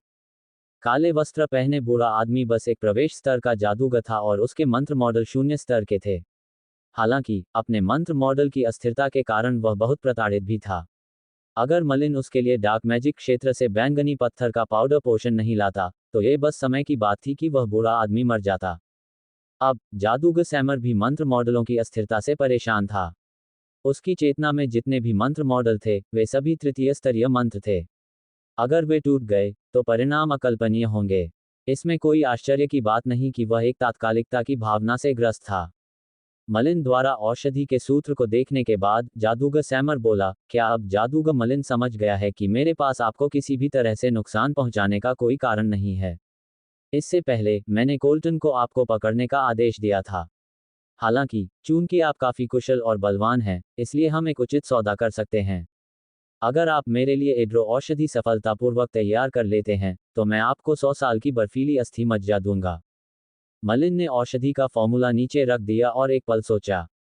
उसने पूछा, जादूगर सैमर, क्या फ्लोटिंग सिटी में और भी औषधि विक्रेता नहीं हैं? और तुम्हें कितना यकीन है कि मैं औषधि बना पाऊंगा? जादूगर सैमर ने अपना सिर थोड़ा हिलाया और जवाब दिया, फ्लोटिंग सिटी में कुछ कुख्यात औषधालय हैं। मैंने उन्हें बहुत पहले ढूंढा था, लेकिन कोई भी यह औषधि नहीं बना सकता। जहां तक जादूगर मलिन की बात है, मुझे ये तय करने से पहले कि तुम औषधि बना सकते हो या नहीं, तुम्हें इसे आजमाने देना होगा। मेरा मानना है कि जादूगर मलिन को औषधियों का ज्ञान होना चाहिए, क्योंकि तुम इतने कम समय में ढेर सारे क्षारीय मृदा औषधियां बना सकते हो। अगर जादूगर मलिन सचमुच इसे नहीं बना सकते, तो मैं तुम्हें भी मजबूर नहीं करूंगा। मलिन ने जादूगर सैमिर को देखा। पता चला कि जादूगर सैमिर ने उसके क्षारीय पृथ्वी पोषण में कुछ संकेत देखकर उसे ढूंढ लिया था। इसके बाद, मलिन की नज़र काले वस्त्र पहने उस बूढ़े पर पड़ी। जादूगर सैमर निश्चित रूप से एक मिलनसार व्यक्ति नहीं था। अगर मलिन उसकी बात नहीं मानता, तो जादूगर सैमर उस बूढ़े और जादूगर बर्टन पर हमला जरूर करता, भले ही वह मलिन को मार न सके। हालांकि, जादूगर सैमर ने 100 साल तक बर्फ की अस्थि मज्जा देने का जो वादा किया था, उसने मलिन का ध्यान जरूर खींचा था। अगर मलिन के पास वह वस्तु होती, तो वह ठंडी बर्फ बनाने के तुरंत बाद ही पेंडोरा दानव क्षमता, ग्लेशियल फिंगर, की साधना शुरू कर सकता था। अपने विकल्पों पर विचार करने के बाद, मलिन आखिरकार एक निर्णय पर पहुंचा। उसने सिर उठाया और जादूगर सैमर से कहा, ठीक है। मैं एड्रो पोशन बनाने की कोशिश करूंगा, लेकिन मैं ये वादा नहीं करता कि मैं कामयाब हो जाऊंगा। हाँ, निश्चिंत रहो, नतीजा चाहे जो भी हो, मुझे कोल्टन के साथ जो हुआ उसकी कोई परवाह नहीं। जादूगर सैमिर और मलिन के बीच का माहौल आखिरकार थोड़ा शांत हुआ। जादूगर बर्टन और उनके बगल में खड़े काले वस्त्रधारी बूढ़े ने भी राहत की सांस ली। जादूगर सैमिर का कीमिया प्राणी उन्हें गौर से देख रहा था, तो उन्हें सांस लेने की भी हिम्मत नहीं हुई। हालांकि उसी समय जादूगर बर्टन और काले वस्त्रधारी बूढ़ा व्यक्ति सदमे में थे। जादूगर सैमर के आते ही उसने सीधे अपने मंत्रों का जाप किया और अपने कीमियागर प्राणी को मलिन से लड़ने का निर्देश दिया। हालांकि मलिन पलटवार नहीं कर सका, लेकिन उसने जादूगर सैमर के हमले का सामना किया और मौका पाकर बच निकला। अगर जादूगर सैमर ने उस सौदे के इनाम का जिक्र न किया होता जिसने मलिन का ध्यान खींचा था, तो वह अब तक भाग चुका होता। जादूगर सैमर, जो एक तृतीय स्तरीय जादूगर और एक अत्यंत शक्तिशाली कीमियागर प्राणी था, मलिन को जरा भी खतरा नहीं पहुंचा सकता था। मलिन की क्षमता उनकी कल्पना से कहीं ज्यादा थी, खासकर जादूगर बर्टन की। वह पहले भी अपने कीमियागर प्राणी से मलिन से लड़ चुका था। इस बात ने जादूगर बर्टन को और भी असहज कर दिया। जादूगर मलिन, ऐसा लगता है कि डार्क मैजिक क्षेत्र में एक वर्ष के दौरान आप मेरी कल्पना से परे बढ़ गए हैं। काले वस्त्र पहने बूढ़े व्यक्ति ने अपना सिर थोड़ा हिलाया और मिश्रित भावनाओं के साथ कहा। जादूगर बर्टन ने जादूगर सैमिर पर एक नजर डाली, फिर धीमी आवाज में गंभीरता से कहा, जादूगर मलिन, जादूगर सैमिर की फ्लोटिंग सिटी में कोई खास प्रतिष्ठा नहीं है, खासकर निचले स्तर के जादूगरों के साथ उसके व्यवहार को देखते हुए। जादूगर सैमिर भी इस सौदे को लेकर बेपरवाह लग रहा है। क्या तुम उसके साथ सौदा करने के बारे में निश्चित हो? मलिन के होठों के कोनों पर एक मुस्कान तैर गई। उसने नीरसता से जवाब दिया, जादूगर सैमर अपनी जिंदगी के बारे में मजाक नहीं करेगा। निश्चिंत रहो, मुझे यकीन है कि वह कोई लापरवाही नहीं करेगा। जादूगर समीर अब मुस्कुरा रहा था और उसने मलिन से पूछा, मैं जादूगर मलिन को एड्रो पोशन बनाने के लिए जरूरी सामग्री का एक सेट दे सकता हूँ। तुम पहले पोशन बनाने की कोशिश करो। क्या तुम इसे यहाँ बनाना चाहोगे या मेरी प्रयोगशाला में? मेरी प्रयोगशाला में न सिर्फ कीमिया से जुड़े सभी तरह के कांच के बर्तन हैं, बल्कि मेरे पास खास तौर पर पोशन बनाने के लिए इस्तेमाल होने वाले कांच के बर्तनों का एक पूरा सेट भी है। जादूगर सैमर अपनी बात पूरी कर पाता, उससे पहले ही मलिन ने उसे बीच में ही टोक दिया। मलिन ने ठंडे स्वर में कहा, कोई बात नहीं, मैं यहाँ आ सकता हूँ। 10 दिन बाद तुम मुझसे मिल सकते हो और मैं तुम्हें बताऊंगा कि क्या मैं एड्रो पोशन बनाने में कामयाब रहा। जादूगर सैमर को मलिन की कठोर आवाज से कोई फर्क नहीं पड़ा। इसके बजाय उसने अपनी अंगूठी से औषधि सामग्री का एक बड़ा ढेर निकाला और जमीन पर रख दिया। उसने औषधि सामग्री की ओर इशारा किया। ये एक एड्रो औषधि बनाने के लिए जरूरी सामग्री हैं। मैं 10 दिन बाद वापस आऊंगा। इसके बाद जादूगर समीर मुड़ा और अपने कीमिया प्राणी के साथ चला गया।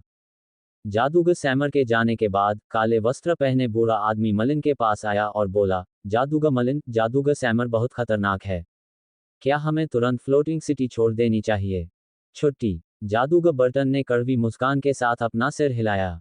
दरअसल फ्लोटिंग सिटी अराजकता से भरा शहर है। इस शहर में हर दिन कई जादूगर मारे जाते थे। केवल बड़े जादूगर परिवार और स्टर्लिंग हाउस जैसी प्रभावशाली ताकतें ही यहाँ उनकी सुरक्षा सुनिश्चित कर सकती हैं। जादूगर सैमर कई सालों से फ्लोटिंग सिटी में है। उसके पास तुम पर नजर रखने के कई तरीके हैं। जादूगर मलिन तो शायद निकल जाए, लेकिन तुम्हारे लिए मुश्किल होगी, हिल। जादूगर बर्टन को तैरते शहर के नियमों की पूरी जानकारी थी, ये साहसी लोगों के लिए स्वर्ग था। ऊपर से देखने पर यह शांत और सुकून भरा लगता था, लेकिन इस शहर में लगभग हर दिन जादूगर आपस में लड़ते रहते थे। कोई भी कुछ खास प्रभावशाली ताकतों के इलाके में ही कोई उपद्रव मचाने की हिम्मत नहीं करता था, जबकि बाकी जगहें अराजक रहती थीं। इसलिए ऐसा प्रतीत होता है कि जादूगर सैमर काफी लापरवाह रवैया अपनाते हुए उनके पास महंगी औषधि सामग्री छोड़ गया होगा, लेकिन वास्तव में वह हर समय उनकी गतिविधियों पर नजर रख रहा था। काले वस्त्र पहने बूढ़ा आदमी उदास हो गया और सिर हिलाया। बेबसी से बोला, लगता है मैंने जादूगर मलिन को परेशान कर दिया है।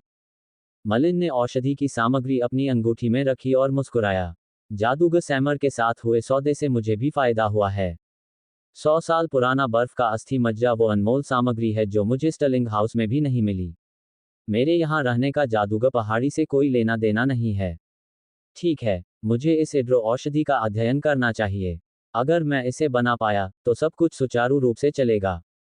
इसके बाद मलिन अपने कमरे में लौट आया, काले वस्त्र पहने बूढ़े आदमी और जादूगर बर्टन को बाहर छोड़कर।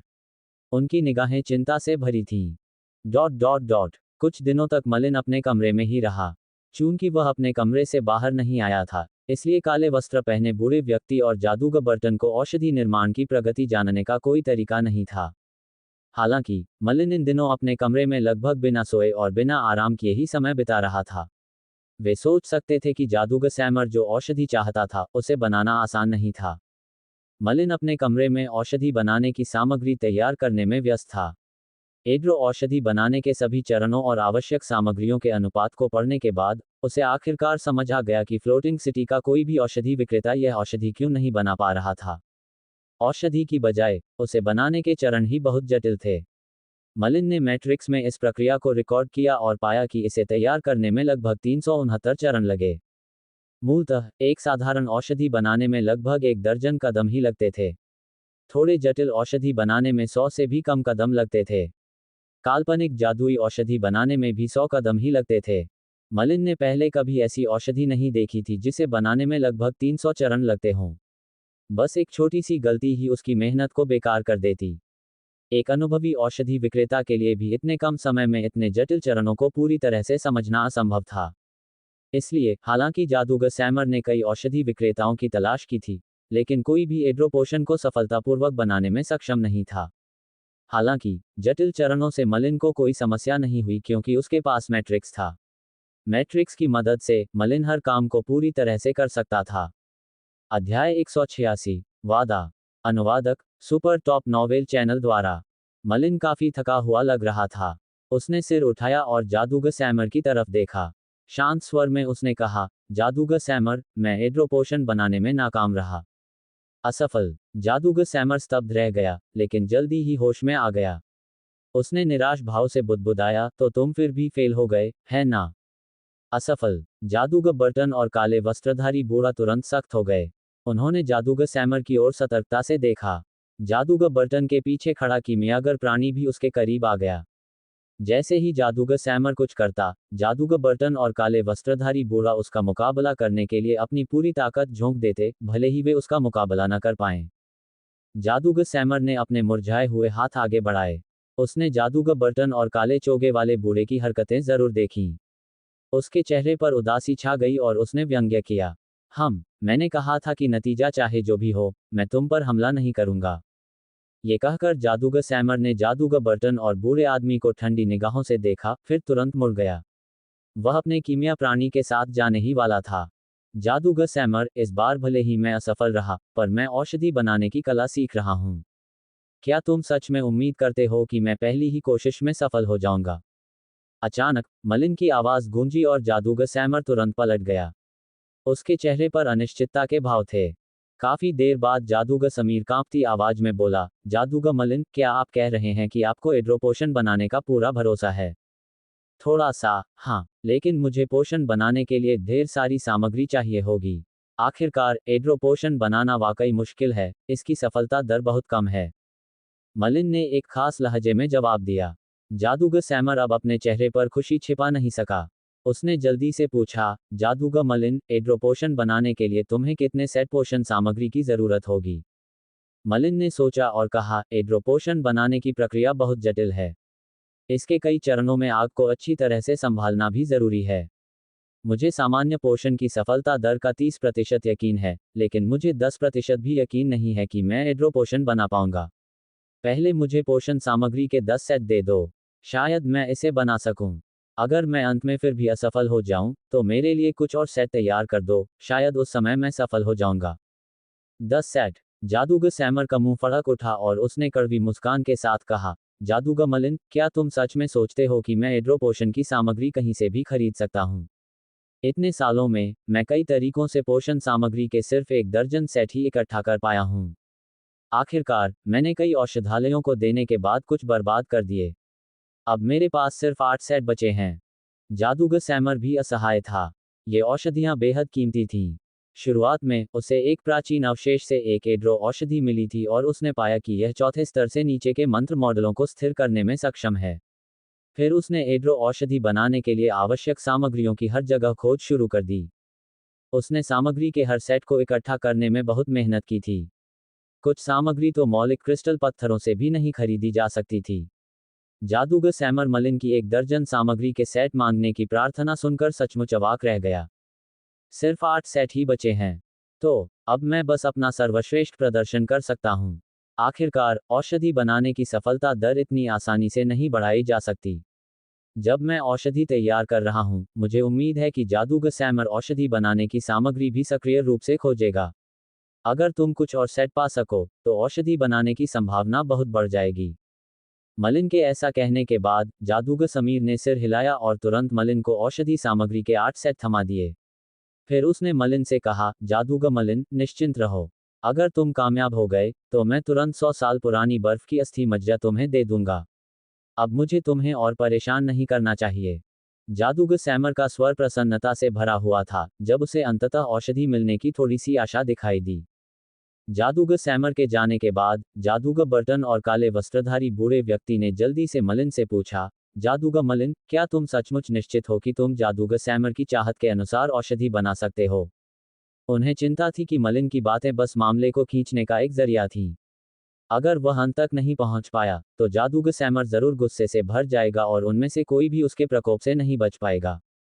मलिन ने गंभीर भाव से सिर हिलाया। कृपया निश्चिंत रहें। मुझे पूरा यकीन है कि मैं यह औषधि बना सकता हूँ। तो फिर सब ठीक है। हम आपकी खुशखबरी का इंतजार करेंगे, जादूगर मलिन। जादूगर बर्टन और काले वस्त्रधारी बूढ़ा क्रमशः चले गए। वे जानते थे कि अगले कुछ दिनों तक मलिन को कोई परेशान नहीं करेगा, क्योंकि वह समय उसके लिए सबसे महत्वपूर्ण क्षण होगा। अगले कुछ दिनों में, मलिन सचमुच एड्रो पोशन तैयार करने की कोशिश कर रहा था। मैट्रिक्स की मदद के बावजूद, मलिन आराम करने की हिम्मत नहीं जुटा पा रहा था। हर बार पोशन तैयार करते समय वह अपनी पूरी कोशिश करता। हालांकि, जैसा कि मलिन ने पहले ही भविष्यवाणी कर दी थी, मैट्रिक्स की मदद से मलिन बिना किसी गलती के सभी 300 कदम पूरे कर सकता था। हालांकि, वह आग को अच्छी तरह से नहीं संभाल पा रहा था। इस प्रकार, वह पिछले कुछ दिनों में औषधि बनाने में असफल रहा और औषधि बनाने की सामग्री के 3 सेट बर्बाद हो गए। सौभाग्य से, जादूगर सैमर ने उसे पर्याप्त मात्रा में औषधि सामग्री दे दी थी। अगर उसने 3 सेट बर्बाद भी कर दिए होते, तो भी उसके पास 5 सेट बच जाते। इस बीच, औषधि बनाने में असफल होने के बाद मलिन ने और अनुभव अर्जित कर लिए थे, जिससे उसे अपने अगले प्रयासों में आग पर बेहतर नियंत्रण पाने में मदद मिली। इसलिए, मलिन को वास्तव में इस असफलता से भी लाभ हुआ। आग से निपटने का अनुभव मलिन का सबसे बड़ा लाभ था। डॉट डॉट डॉट हिस हिस मलिन के कांच के बर्तनों से हरा धुआं निकलने लगा।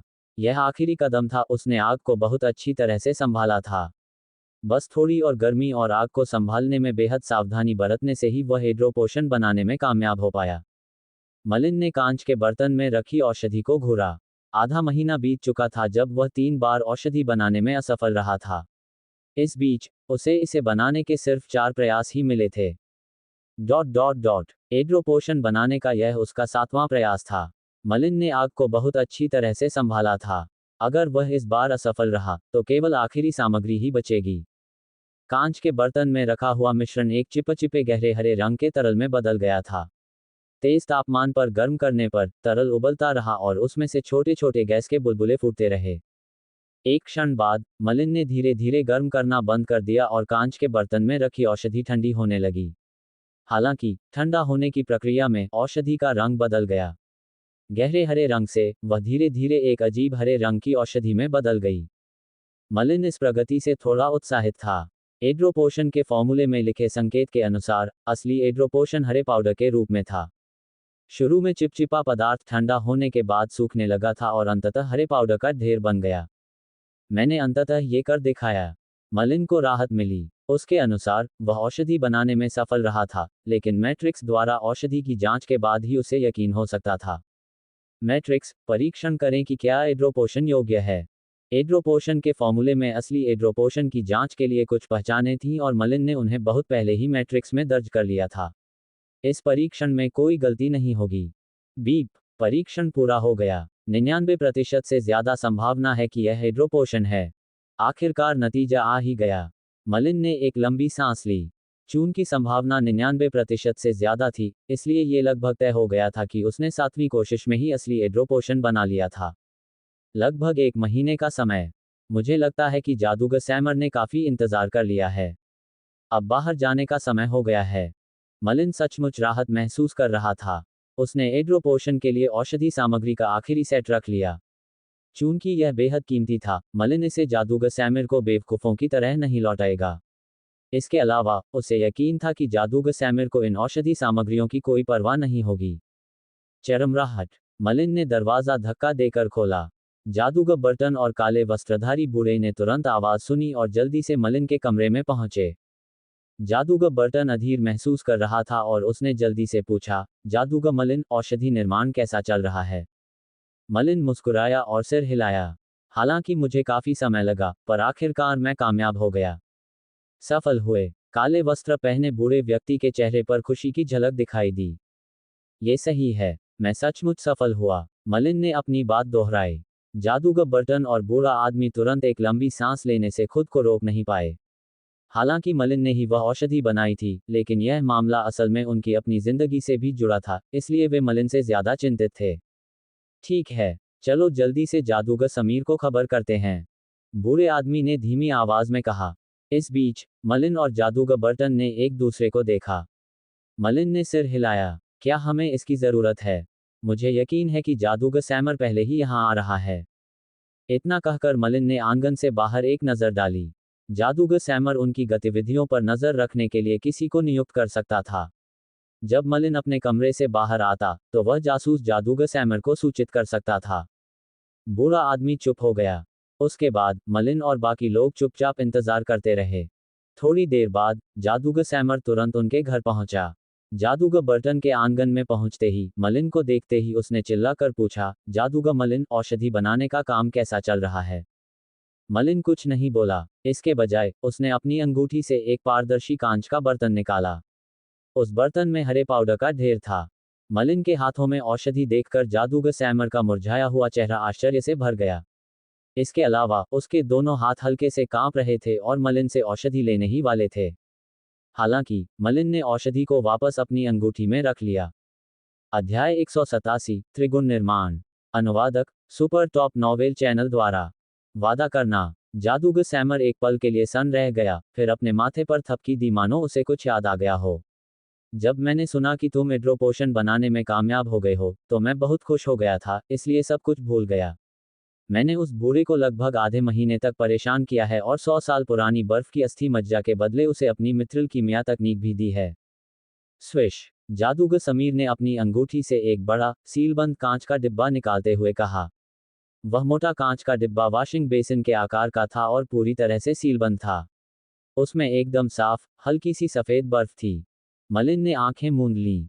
उसने रिसोर्स टॉवर में ऐसे कई कांच के बर्तन देखे थे। इतने नाजुक डिजाइन वाले, मोटे कांच के बर्तन दुर्लभ कीमिया उत्पाद थे। इन्हें बदलने के लिए कम से कम सैकड़ों योगदान अंक चाहिए होंगे। कांच के बर्तनों की कीमत लगभग एक सामान्य ढलाई उपकरण जितनी थी। इस समय, कांच के बर्तन में क्रिस्टल का सिर्फ एक टुकड़ा ही बचा था। निस्संदेह, वह वही 100 साल पुराना बर्फीला अस्थि मज्जा था जिसे पाने के लिए मलिन तरस रहा था। जादूगर समीर हंसा। ये 100 साल पुराना बर्फ का अस्थि मज्जा है। उस बूढ़े ने इसे कई दशकों से किसी अनमोल खजाने की तरह छिपा कर रखा है। अगर उस बूढ़े ने मेरी मित्रिल कीमिया तकनीक को काफी समय तक नहीं चाहा, तो मुझे डर है कि वह ये चीज मुझे आसानी से नहीं देगा। जादूगर समीर, आप जांच सकते हैं कि क्या यह हेड्रो पोशन है? जादूगर सैमिर के हाथों में 100 साल पुराना बर्फीला अस्थि मज्जा देखकर, मलिन ने ताज़ा बना एड्रो पोशन सीधे जादूगर सैमिर को दे दिया। इसके बाद, जादूगर सैमिर ने भी बर्फीला अस्थि मज्जा मलिन को दे दिया। यद्यपि यह वस्तु मोटे कांच के बर्तन में रखी गई थी, फिर भी इससे ठंडी हवा निकल रही थी। हा, ये तो सचमुच एड्रो पोशन है। अचानक, जादूगर सैमर हंस पड़ा। उसने मलिन द्वारा बनाए गए काढ़े को ध्यान से जांचा। काढ़े के सूत्र में लिखे वर्णन से कोई अलग नहीं था, ये वास्तव में एड्रो काढ़ा था। हालांकि, औषधि का असली असर तभी पता चल सकता था जब वह उसे पी ले। जादूगर सैमर अब तक बेहद अधीर हो चुका था, इसलिए उसने औषधि रख ली और मलिन से कहा, जादूगर मलिन, मैं यह औषधि लेने के लिए माफी मांगता हूँ। मेरे मंत्र मॉडल स्थिर हो जाने के बाद मैं फिर से धन्यवाद देने तुम्हारे पास आऊंगा। ऐसा कहने के बाद जादूगर सैमर ने कीमिया प्राणी को अपने साथ लिया और तेजी से वहां से चला गया। जादूगर बर्टन और काले वस्त्रधारी बूढ़े आदमी दोनों ने राहत की लंबी सांस ली। उन्होंने मलिन को बधाई दी। बधाई हो, जादूगर मलिन। हालांकि वे यह नहीं जानते थे कि मलिन के पास 100 साल पुरानी बर्फ की अस्थि मज्जा रखने का क्या उद्देश्य था, लेकिन उस उत्तम कांच के कंटेनर को देखकर ही उन्हें एहसास हो गया कि वह वस्तु अत्यंत कीमती थी। मलिन ने बर्तन में 100 साल पुरानी बर्फ की अस्थि मज्जा पर नजर डाली और उत्तेजना से भर गया। जादूगर सैमर का मामला अब सुलझ गया माना जा रहा था। अब वह अपनी मानसिक शक्ति बढ़ाने के लिए फैंटास्मल मैजिक पोशन और ब्लूबेरी पोशन बनाना शुरू कर सकता था। इसलिए मलिन ने काले वस्त्रधारी बूढ़े व्यक्ति और जादूगर बर्टन को संक्षेप में समझाया, फिर अपने कमरे में लौटकर अपनी मानसिक शक्ति के लिए औषधि बनाने का काम जारी रखा। ... 1 महीने के बाद मलिन के चेहरे पर मुस्कान आ गई जब उसने उन 7 औषधियों को देखा जिन्हें उसने सफलतापूर्वक तैयार किया था। इस दौरान मलिन लगातार औषधियां बना रहा था। उसके पास फैंटास्मल मैजिक पोशन के लिए औषधि सामग्री के कुल 12 सेट थे, जिनसे 4 सफल औषधियां बनी। दूसरी ओर उसके पास ब्लूबेरी पोशन के लिए औषधि सामग्री के कुल 9 सेट थे, जिनसे 30% सफलता दर के साथ 3 सफल औषधियां बनी। ब्लूबेरी पोशन का असर फैंटास्मल मैजिक पोशन से थोड़ा कमजोर था, इसलिए उसने पहले ही तीनों ब्लूबेरी पोशन ले लिए। देखते ही देखते उसकी मानसिक शक्ति बढ़ गई। हालांकि एक ही औषधि के लगातार सेवन से मानसिक शक्ति में वृद्धि का प्रभाव भी धीरे धीरे कमजोर होता गया। फिर भी मलिन की मानसिक शक्ति में काफी वृद्धि हुई। इसके बाद मलिन ने काल्पनिक जादुई औषधियों के सेवन की योजना बनाई। उसका मानना था कि इसका असर ब्लूबेरी औषधियों से कहीं ज्यादा होगा। इस प्रकार 4 दिनों में मलिन ने हर दिन एक बोतल फैंटास्मल मैजिक पोशन ली और उसकी मानसिक शक्ति तेजी से बढ़ी। उसकी मानसिक शक्ति लगभग दोगुनी हो गई थी। गुणवत्ता में भी वृद्धि हुई। मलिन की वर्तमान मानसिक शक्ति अंततः द्वितीय स्तर की अधिकतम सीमा तक पहुंच गई थी। अब मलिन के लिए शीत बर्फ या अंधकार में प्रकाश क्षेत्र का निर्माण करना कोई समस्या नहीं होगी। हालांकि अगर वह एक ही समय में फ्रीजेड आइस और डार्क लाइट रियल्म का निर्माण करना चाहता, तो मलिन की मानसिक शक्ति अभी भी अपर्याप्त थी। डार्क लाइट रियल्म के लिए आवश्यक मानसिक शक्ति बहुत ज्यादा थी। मलिन की वर्तमान मानसिक शक्ति से उसके लिए मंत्र का निर्माण करना तो ठीक था, लेकिन उसके बाद फ्रीजेड आइस का निर्माण जारी रखना उसके लिए मुश्किल होगा। हालांकि फ्रीजेड आइस का स्पेल मॉडल जटिल था, फिर भी माइंड पावर की खपत डार्क लाइट रियल्म की तुलना में अपेक्षाकृत कम थी। अगर वह फ्रीजेड आइस का निर्माण करता, तो मलिन की माइंड पावर 2 और प्रथम स्तरीय मंत्रों का भी समर्थन कर सकती थी, जिन्हें बनाना अपेक्षाकृत आसान था। इसके अलावा मलिन के पास अब 100 साल पुरानी बर्फ की अस्थि मज्जा थी। फ्रीजेड आइस बनाने के बाद ही वह 100 साल पुरानी बर्फ की अस्थि मज्जा से पेंडोरा दानव क्षमता विकसित कर पाया। इसलिए बिना किसी हिचकिचाहट के मलिन एक निर्णय पर पहुंच गया। वह पहले फ्रीजेड आइस का निर्माण करेगा। अगर उसके पास मानसिक शक्ति बची रही, तो वह स्वतंत्रता की हवा और थंडरलाइट बॉल के मंत्र मॉडल बनाना जारी रखेगा। भविष्य में जब उसकी मानसिक शक्ति तीसरे स्तर पर पहुंच जाएगी, तो मलिन एक बार फिर डार्क लाइट क्षेत्र के निर्माण पर विचार करेगा। आखिरकार मलिन एक 6 तत्वीय जादूगर था। उसके प्रत्येक मंत्र मॉडल में बहुत अधिक मानसिक शक्ति खर्च होती थी। इसके अलावा मलिन के सभी मंत्र प्रथम स्तर के थे। थोड़े जटिल और शक्तिशाली मंत्रों में बहुत अधिक मानसिक शक्ति खर्च होती थी। डार्क लाइट दायरे के लिए यह बात सही थी, क्योंकि इसमें लगने वाली मानसिक शक्ति बहुत ज्यादा होगी। बेशक अगर मलिन डार्क लाइट दायरे का निर्माण करता, तो उसकी समग्र क्षमता में काफी वृद्धि होती। मलिन ने पहले ठंडी बर्फ बनाने का फैसला किया, इसलिए उसने खुद को शांत किया और अपने मन से अव्यवस्थित विचारों को दूर किया। इसके बाद उसने तुरंत मैट्रिक्स की शुरुआत की। मैट्रिक्स प्रथम स्तरीय मंत्र फ्रीजेड आइस का विश्लेषण शुरू करो। बीप। मिशन पूरा हो गया। विश्लेषण शुरू। मलिन मैट्रिक्स का उपयोग करके एक बिल्कुल नए स्पेल मॉडल के पुनर्निर्माण की प्रक्रिया से लंबे समय से परिचित थे। इस प्रकार निर्देशों की एक श्रृंखला के साथ मलिन ने अंततः अनुकूलता, स्थिरता और शक्ति के संदर्भ में सर्वश्रेष्ठ स्पेल मॉडल चुना। इसलिए मलिन के दिमाग में एक अत्यंत जटिल मंत्र मॉडल शीघ्र ही प्रकट हो गया। फ्रीजेड आइस मंत्र शुरू से ही एक जटिल मंत्र था। डार्क लाइट रियल्म के अलावा यह मलिन द्वारा रचित अब तक के सभी मंत्रों में सबसे जटिल मंत्र था। स्वाभाविक रूप से इसमें अपार शक्ति भी थी। अगर उसके पास मजबूत मानसिक शक्ति न हो या अनुकूलता ज्यादा न हो, तो इतना जटिल मंत्र बनाना उसके लिए असंभव काम होगा। अपनी चेतना में मंत्र मॉडल का अनुकरण भी उसके लिए अंतहीन मुसीबतें खड़ी कर सकता था। सौभाग्य से मलिन के पास अब एक प्रबल मानसिक शक्ति थी और वह ऐसे जटिल मंत्र फ्रिजिड आइस के निर्माण में पूरी तरह से सहायक हो सकता था। इसके अलावा उसके पास मैट्रिक्स द्वारा विश्लेषित उच्चतम संगतता वाला मंत्र मॉडल भी था। साधारण जादूगरों के लिए मंत्र मॉडल बनाना अब मलिन के लिए आसान काम था। अब उसे केवल शांत रहने, धैर्य रखने और धीरे धीरे अपने जागरूकता में फ्रीजिड आइस के मंत्र मॉडल का अनुकरण करने की आवश्यकता थी। अनुकरण प्रक्रिया काफी समय तक चली थी। लगभग 2 दिन बीत चुके थे जब मलिन की चेतना अचानक कांप उठी। फौरन उसकी चेतना में एक बिल्कुल नया स्पेल मॉडल प्रकट हुआ। वह फ्रिजिड आइस के स्पेल मॉडल का निर्माण करने में सफल रहे थे। उसी समय मलिन को अपनी रीढ़ की हड्डी में एक ठंडक महसूस हुई। उसे साफ साफ एहसास हो रहा था कि फ्रीजिड आइस का स्पेल मॉडल बेतहाशा बर्फ के तत्वों को बाहरी रूप से सोख रहा था। एक बार स्पेल मॉडल बन जाने के बाद यह स्वचालित रूप से बाहरी तत्वों को अवशोषित कर लेता और तत्वों को जादुई शक्ति में बदल देता, जो स्पेल मॉडल में संग्रहित हो जाती। हालांकि इस प्रक्रिया में काफी समय लगता था, इसलिए मलिन ने स्पेल मॉडल में जादुई शक्ति संचय की गति बढ़ाने के लिए कुछ बर्फ के तत्व क्रिस्टल पत्थरों का इस्तेमाल किया। इसके बाद मलिन ने स्वतंत्रता की हवा नामक मंत्र का निर्माण जारी रखा। विंड ऑफ फ्रीडम के निर्माण के लिए आवश्यक मानसिक शक्ति फ्रीजिड आइस की तुलना में बहुत कम थी। इसलिए मलिन को इसे बनाने में 1 दिन से भी कम समय लगा। इसके अलावा ऐसा प्रतीत होता था कि उसकी मानसिक शक्ति अधिक मंत्र निर्माणों का समर्थन करने में सक्षम थी। अंततः मलिन ने थंडरलाइट बॉल का निर्माण करने का निर्णय लिया। थंडरलाइट बॉल का स्पेल मॉडल लगभग विंड ऑफ फ्रीडम जैसा ही था।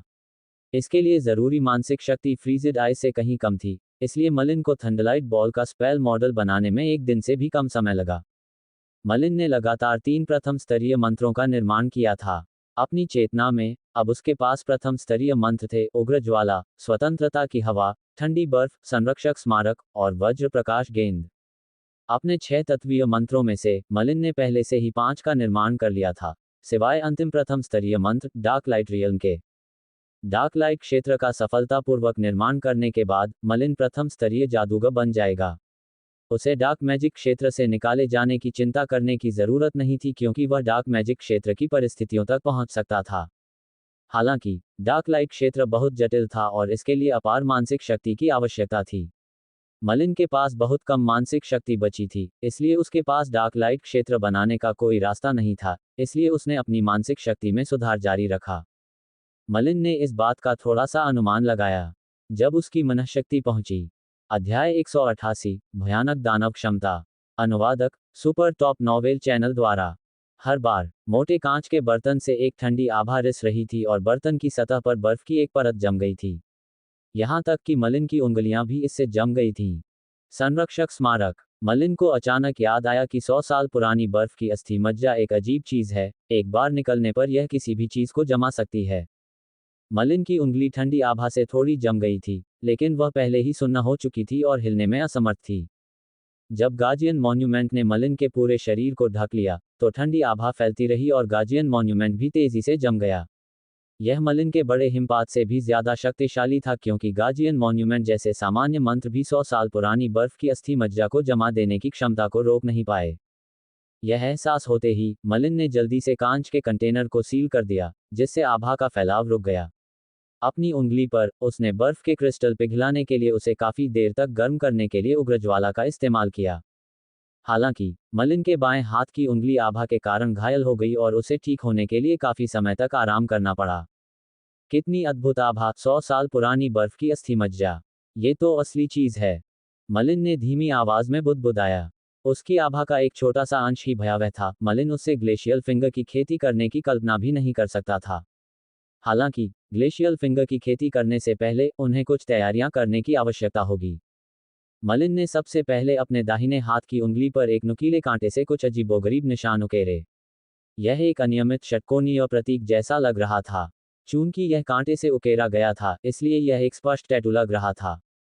इस विचित्र प्रतीक को उकेरने के बाद उसे ग्लेशियल फिंगर की साधना की आवश्यकता के अनुसार अपनी मन की शक्ति इस विचित्र प्रतीक पर लगानी थी। मलिन मन की शक्ति का प्रयोग करने में निपुण था, इसलिए उसने तुरंत अपनी मन की शक्ति उस विचित्र प्रतीक पर लगा दी। मलिन के ऐसा करने के बाद उसे एक अजीब लेकिन अवर्णनीय अनुभूति होने लगी। उसे यकीन था कि इस क्रिया के कारण उसकी उंगली में कुछ बदलाव आया होगा। इसके बाद मलिन ने फ्रिगिड आइस का प्रयोग किया। हर बार ठंडी बर्फ ने मलिन की उंगली को तेजी से जमा दिया। बड़े पाले से अलग, ठंडी बर्फ में बर्फ का जहर था। मलिन की उंगली के जमने के बाद, बर्फ का जहर तुरंत मलिन के शरीर में फैल गया। हालांकि, एक अजीब बात हुई, मलिन को साफ साफ महसूस हुआ कि बर्फ का जहर उसकी उंगली में किसी अजीब शक्ति द्वारा अवरुद्ध हो गया है। उसने ध्यान से उसकी जांच की तो पता चला कि यह उस अजीब प्रतीक से उत्पन्न हुआ था जो उसने अपनी उंगली पर उकेरा था। ये प्रतीक, क्या इसमें रहस्यमय रूनों जैसी कोई विशेष शक्ति है? मलिन ने डार्क मैजिक क्षेत्र में रेनोलॉजी का अध्ययन किया था, लेकिन वह बहुत व्यापक और जटिल था। हालांकि डार्क मैजिक क्षेत्र रेनोलॉजी में सबसे विशिष्ट था, फिर भी मलिन ने इस विषय पर ज्यादा समय नहीं बिताया। ज्यादा से ज्यादा, उसे रेनोलॉजी के सामान्य ज्ञान का थोड़ा बहुत ही ज्ञान था। ये रहस्यमय रून कुछ हद तक रेनोलॉजी जैसा था, लेकिन मलिन जानता था कि यह कोई रून नहीं था। इसमें एक विशेष शक्ति निहित थी और यह पेंडोरा दानव क्षमता, ग्लेशियल फिंगर, की साधना में एक अनिवार्य पहलू था। हालांकि फ्रीजिड आइस का बर्फ जहर मलिन के शरीर पर हमला नहीं कर सका, लेकिन 100 साल पुरानी बर्फ अस्थि मज्जा का बर्फ जहर फ्रीजिड आइस से ज्यादा घातक था। इसलिए 100 साल पुरानी बर्फ अस्थि मज्जा के बर्फ जहर का थोड़ा बहुत असर कम करने के लिए ग्लेशियल फिंगर के लिए फ्रीजिड आइस का इस्तेमाल जरूरी था। जब उसकी उंगली बर्फ से जम गई, तो मलिन ने तुरंत कांच के बर्तन का ढक्कन खोला। उसमें से एक ठंडी हवा निकली। मलिन ने तेजी से आभा को अपनी उंगली को जमा देने के लिए निर्देशित किया। 100 साल पुरानी बर्फ की अस्थि मज्जा की आभा ठंडी बर्फ के समान थी, इसलिए दोनों को संतुलन में आना पड़ा और बर्फ की अस्थि मज्जा को अपने शरीर में पूरी तरह समाहित होने देना पड़ा। ये ग्लेशियल फिंगर की साधना प्रक्रिया थी।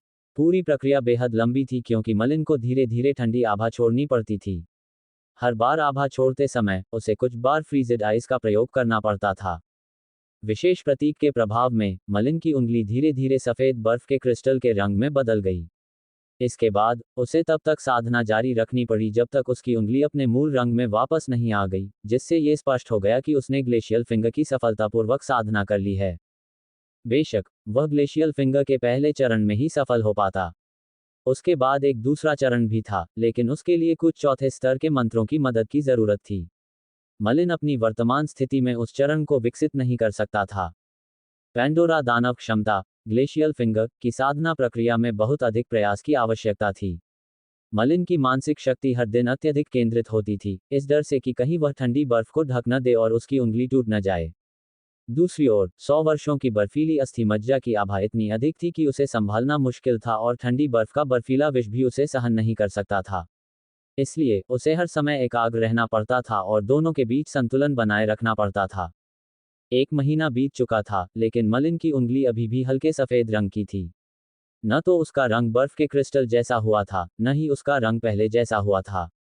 अगर उसे ग्लेशियल फिंगर की खेती करनी थी, तो उसे 1-2 महीने और लगेंगे। हालांकि, मलिन ने अपनी साधना पहले ही बंद कर दी थी।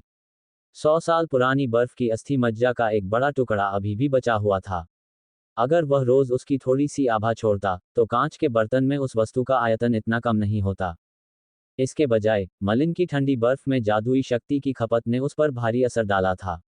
सिर्फ स्पेल मॉडल की रिकवरी दर पर निर्भर रहना काफी नहीं था, इसलिए मलिन ने अपनी जादुई शक्ति को फिर से भरने के लिए मौलिक क्रिस्टल पत्थरों का इस्तेमाल किया। इस महीने के बाद, मलिन की अंगूठी में बर्फ के मौलिक क्रिस्टल पत्थर खत्म हो गए थे। मलिन अब मौलिक क्रिस्टल पत्थरों का इस्तेमाल करके अपनी जादुई शक्ति को फिर से नहीं भर सकता था, इसलिए उसके पास रुकने के अलावा कोई चारा नहीं था। 2 महीने हो गए हैं। जादूगर व्लादी के यहाँ अल्कलाइन अर्थ पोशन अब तक बिक चुके होंगे। मुझे सेल से ढेर सारे एलिमेंटल क्रिस्टल स्टोन मिल सकते हैं। मलिन ने 100 साल पुरानी बर्फ की अस्थि मज्जा को अपनी अंगूठी में रखा और अपनी अकड़ चुकी उंगली पर नजर डाली। फिर मलिन ने अपना हाथ बढ़ाया और जमीन पर पड़े एक सड़ते हुए देवदार के पेड़ की ओर उंगली उठाई। पेंडोरा दानव क्षमता, ग्लेशियल फिंगर। जैसे ही उसने अपनी बात पूरी की, जमीन पर पड़े देवदार के पेड़ों से एक पारदर्शी ठंडी आभा प्रकट हुई। लकड़ी मानो जम गई हो। हर बार, मलिन ने उसे हल्के से छुआ और बर्फ के क्रिस्टल के साथ साथ जमी हुई चीड़ की लकड़ी भी टुकड़े टुकड़े हो गई। मलिन ने गहरी सांस ली, वह सदमे से भर गया। अगर वह कोई इंसान होता, तो उसका भी वही हश्र होता जो चीड़ के पेड़ का हुआ। कितनी भयानक क्षमता है, ग्लेशियल फिंगर। कौन जाने ये ठंडी बर्फ से भी कितनी ज्यादा शक्तिशाली है। इसके अलावा, मैंने अभी तक इसकी साधना पूरी नहीं की है। क्या मुझे साधना पूरी करनी चाहिए? ये क्षमता कितनी भयानक हो सकती है? मलिन बुदबुदाया और अपनी उंगली को अविश्वसनीय रूप से घूरता रहा जिसका रंग पूरी तरह बदल गया था। हालांकि उसे उम्मीद थी कि ग्लेशियल फिंगर बेहद शक्तिशाली होगी, लेकिन वह इस अपूर्ण क्षमता की ताकत देखकर हैरान था। चलो इसे और परखें। पृथ्वी रक्षक। मलिन ने सीधे अर्थ गार्ड का जादू चलाया और एक पृथ्वी की दीवार तुरंत हवा से प्रकट हो गई। मलिन ने फिर से पृथ्वी की दीवार की ओर अपनी उंगली उठाई। हर बार आश्चर्य की बात यह थी कि पृथ्वी की दीवार आभा से जम गई और टुकड़े टुकड़े हो गई। संरक्षक स्मारक। मलिन ने एक बार फिर अपना प्रथम स्तरीय मंत्र गार्डियन मॉन्यूमेंट डाला। जब उसने ग्लेशियल फिंगर का इस्तेमाल किया तो वह कारगर साबित हुआ। गार्डियन मॉन्यूमेंट पूरी तरह से जम गया और सीधे टुकड़ों में टूट गया। ग्लेशियल फिंगर वास्तव में ठंड और ठंडी बर्फ में जादुई शक्ति का उपयोग करता है। मलिन को जल्द ही एहसास हुआ कि हर बार जब वह ग्लेशियल फिंगर का जादू करता है तो वह बड़ी मात्रा में जादुई शक्ति का उपभोग करता है।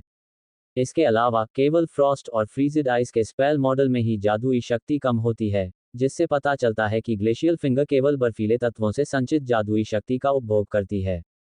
एक साधारण गार्डियन मॉन्यूमेंट ग्लेशियल फिंगर के बर्फीले प्रभाव का सामना बिल्कुल नहीं कर सकता था। मलिन ने अपने रक्षात्मक मंत्र की शक्ति बढ़ाने की कोशिश की, इसलिए उसने गार्डियन मॉन्यूमेंट का एक मजबूत संस्करण डाला। अचानक 6 विशाल स्मारक हवा में चमकते हुए दिखाई दिए। ये गार्डियन मॉन्यूमेंट का एक सशक्त संस्करण था और दूसरे स्तर के मंत्र से बेहद मिलता जुलता था। पैंडोरा दानव क्षमता ग्लेशियल फिंगर। मलिन ने सिर्फ स्मारकों की ओर इशारा किया। तुरंत ही गार्डियन स्मारक जम गया और टुकड़ों में बिखरकर प्रकाश के धब्बों में बदल गया। गार्डियन मॉन्यूमेंट का मजबूत संस्करण भी ग्लेशियल फिंगर के बर्फ जमने वाले प्रभाव को रोक नहीं सका। यह एहसास होते ही मलिन के चेहरे पर धीरे धीरे गंभीर भाव आ गए। संरक्षक स्मारक। इस बार मलिन ने अपने एनहांसिंग कास्टिंग टूल के जरिए गार्डियन मॉन्यूमेंट का मजबूत संस्करण डाला। यह उस समय मलिन का सबसे शक्तिशाली रक्षात्मक मंत्र था। अपने एनहांसिंग कास्टिंग टूल के उन्नत प्रभाव के साथ गार्डियन मॉन्यूमेंट की रक्षात्मक क्षमता तीसरे स्तर के रक्षात्मक मंत्र के करीब आ गई। पैंडोरा दानव क्षमता ग्लेशियल फिंगर। मलिन ने फिर से ग्लेशियल फिंगर का जादू डाला। मलिन ने अपनी पूरी ताकत इसी जादू में लगा दी। उसने साफ महसूस किया कि फ्रीजिड आइस एंड फ्रॉस्ट में जादुई शक्ति तुरंत आधी रह गई। हालांकि इतनी जादुई शक्ति खर्च करने के बाद भी मलिन प्रभाव को झेल सकता था। हर बार तीसरे स्तर के जादू के करीब पहुंचे गार्डियन मॉन्यूमेंट को जमने में थोड़ा ज्यादा समय लगा। आखिरकार वह फिर भी जम गया और टुकड़े टुकड़े हो गया।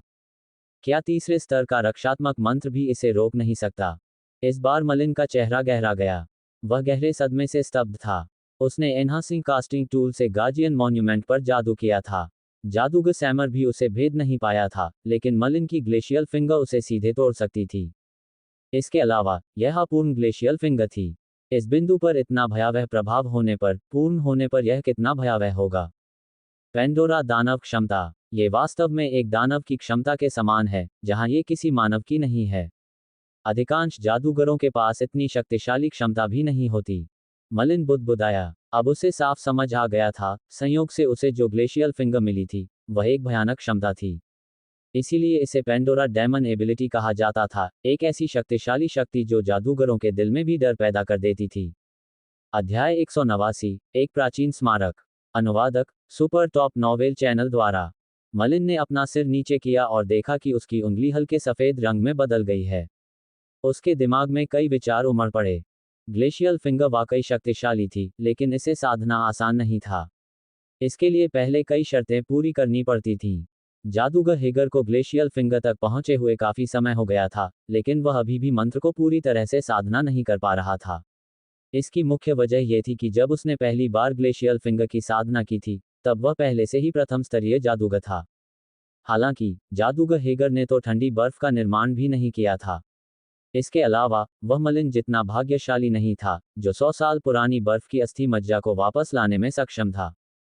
ग्लेशियल फिंगर की साधना करने के लिए उसे सबसे पहले अत्यंत जटिल प्रथम स्तरीय मंत्र फ्रीजिड आइस की रचना करनी होगी। फिर उसे बहुमूल्य 100 वर्षों का अस्थि मज्जा प्राप्त करना होगा। तभी वह ग्लेशियल फिंगर की साधना की शर्तें पूरी कर पाएगा। कई भाग्यशाली संयोगों के कारण मलिन ग्लेशियल फिंगर की खेती करने में सक्षम हो गया। जल्द ही मलिन घर से बाहर चला गया। ग्लेशियल फिंगर की खेती के लिए उसे बहुत ज्यादा जादुई शक्ति की जरूरत थी और उसके पास बर्फ जैसे मौलिक क्रिस्टल पत्थर भी बहुत कम बचे थे।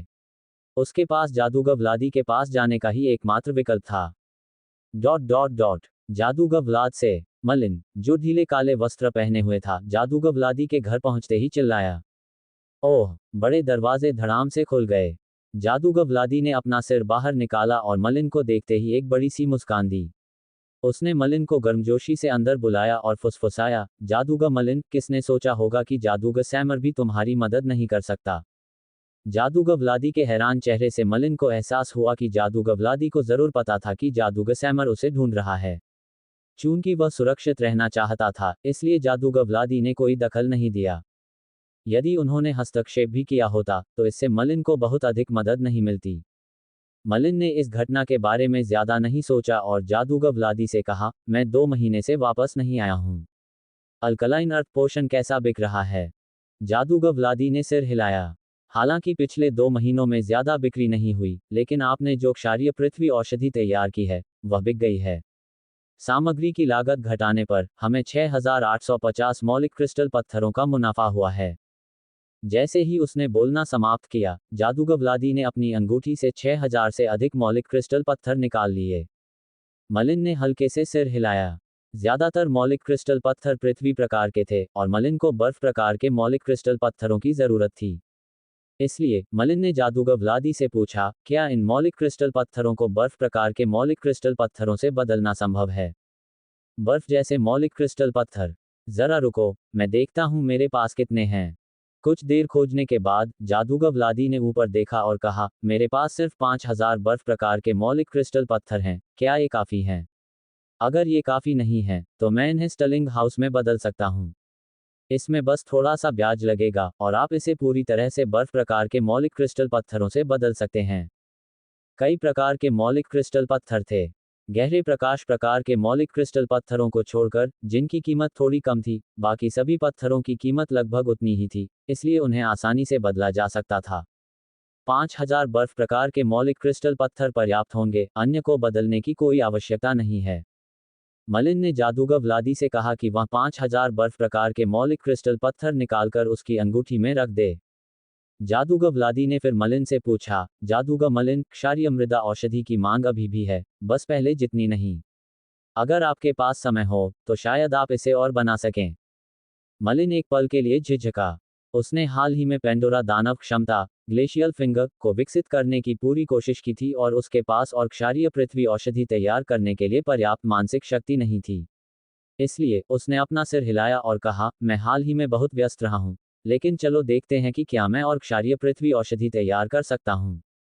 जादूगर व्लादी के चेहरे पर खेद का भाव था, लेकिन उसने आगे पूछना जारी नहीं रखा। इसलिए मलिन जादूगर व्लादी के आंगन से बाहर जाने के लिए मुड़ा। मलिन ज्यादा दूर नहीं गया था। वह जादूगर बर्टन के आंगन में पहुंचा ही था कि उसे एक जानी पहचानी शख्सियत नजर आई। जादूगर समीर। मलिन ने अपनी भौहें सिकोड़ते हुए उस आकृति को पुकारा। जादूगर सैमिर की पीठ पर बैठा कीमियागर प्राणी तुरंत पलटा और मलिन को गौर से देखने लगा। मलिन को देखकर जादूगर सैमिर बहुत खुश हुआ। जादूगर मलिन, कितना बढ़िया। मैं तो बस तुम्हें ही ढूंढ रहा था। जादूगर सैमिर का चेहरा गुलाबी रंग का था और वह पहले से कहीं ज्यादा जवान लग रहा था। हालांकि मलिन जानता था कि यह उसका भ्रम था। दरअसल ऐसा लग रहा था कि जादूगर सैमिर के पास बहुत शक्तिशाली मानसिक शक्ति थी। ये स्पष्ट था कि उसने जो एड्रो पोशन तैयार किया था, उसमें जादूगर सैमिर के मंत्र मॉडल को स्थिर करने की क्षमता थी। जादूगर समीर, एड्रो पोशन का प्रभाव कैसा है? मलिन ने भी एड्रो पोशन का सेवन किया था, लेकिन वह अभी भी अनिश्चित था कि इसका क्या प्रभाव होगा। जैसे ही उसने एड्रो पोशन का जिक्र किया, जादूगर सैमर का चेहरा खिल उठा। एड्रो पोशन का बहुत अच्छा असर हुआ है। मेरे सभी स्पेल मॉडल स्थिर हो गए हैं। हालांकि मुझे कुछ संदेह हैं। मुझे एड्रो पोशन का यह अंश संयोग से एक प्राचीन स्मारक में मिला था, और हालांकि इसने मेरी चेतना में अस्थिर स्पेल मॉडल को स्थिर करने में सचमुच मदद की है, लेकिन ये स्पेल मॉडल के छिपे हुए खतरों को पूरी तरह से खत्म नहीं करता। मलिन ने सिर हिलाया। मंत्र मॉडलों के छिपे खतरों को पूरी तरह से मिटाने के लिए मंत्र मॉडलों को सावधानीपूर्वक नए सिरे से बनाना होगा, वरना सबसे अच्छी औषधियां भी काम नहीं करेंगी।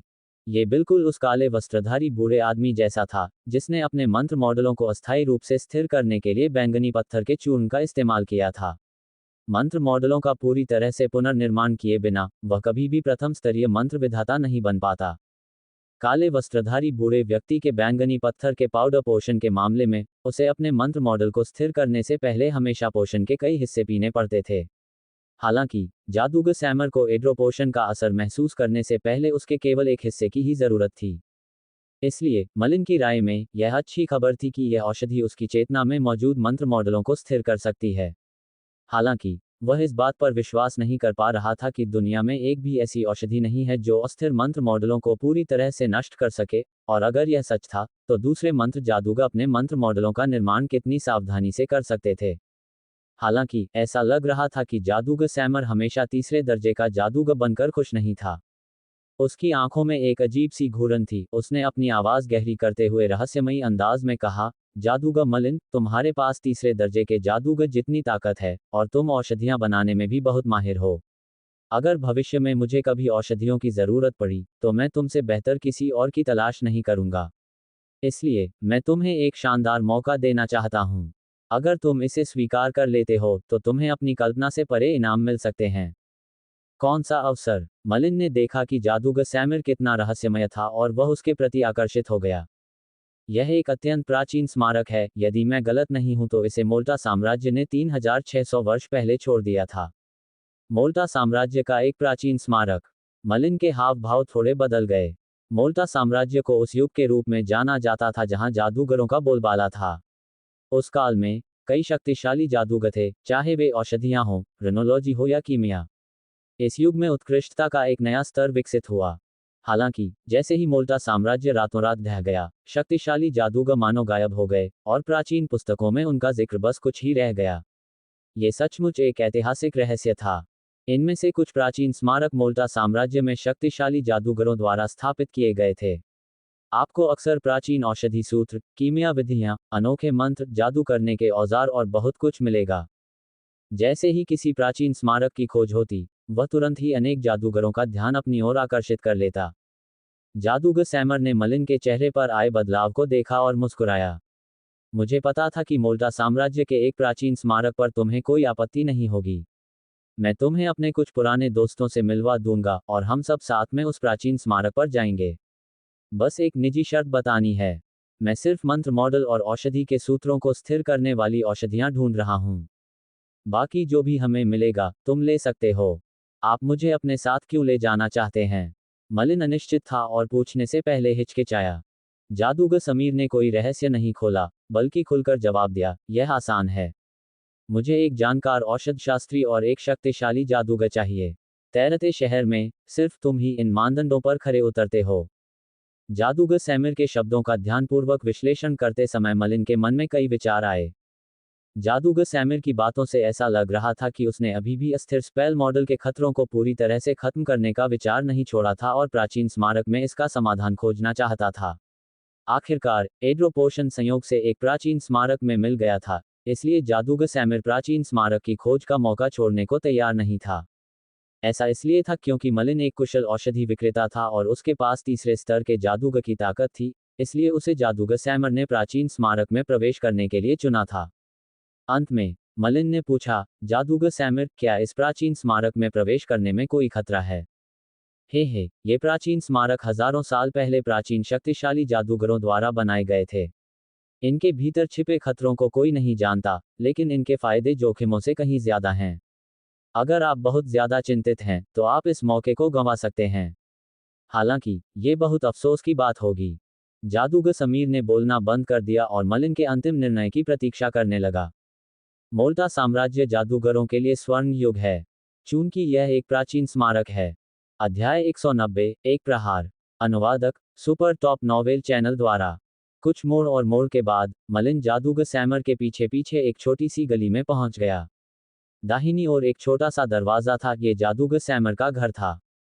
मलिन ने छोटे से आंगन में चारों ओर देखा। किसी को भी इस छिपी हुई जगह को ढूंढने में काफी समय लगेगा, जो ये दिखाने के लिए काफी था कि जादूगर सैमर असल में बहुत सतर्क इंसान था।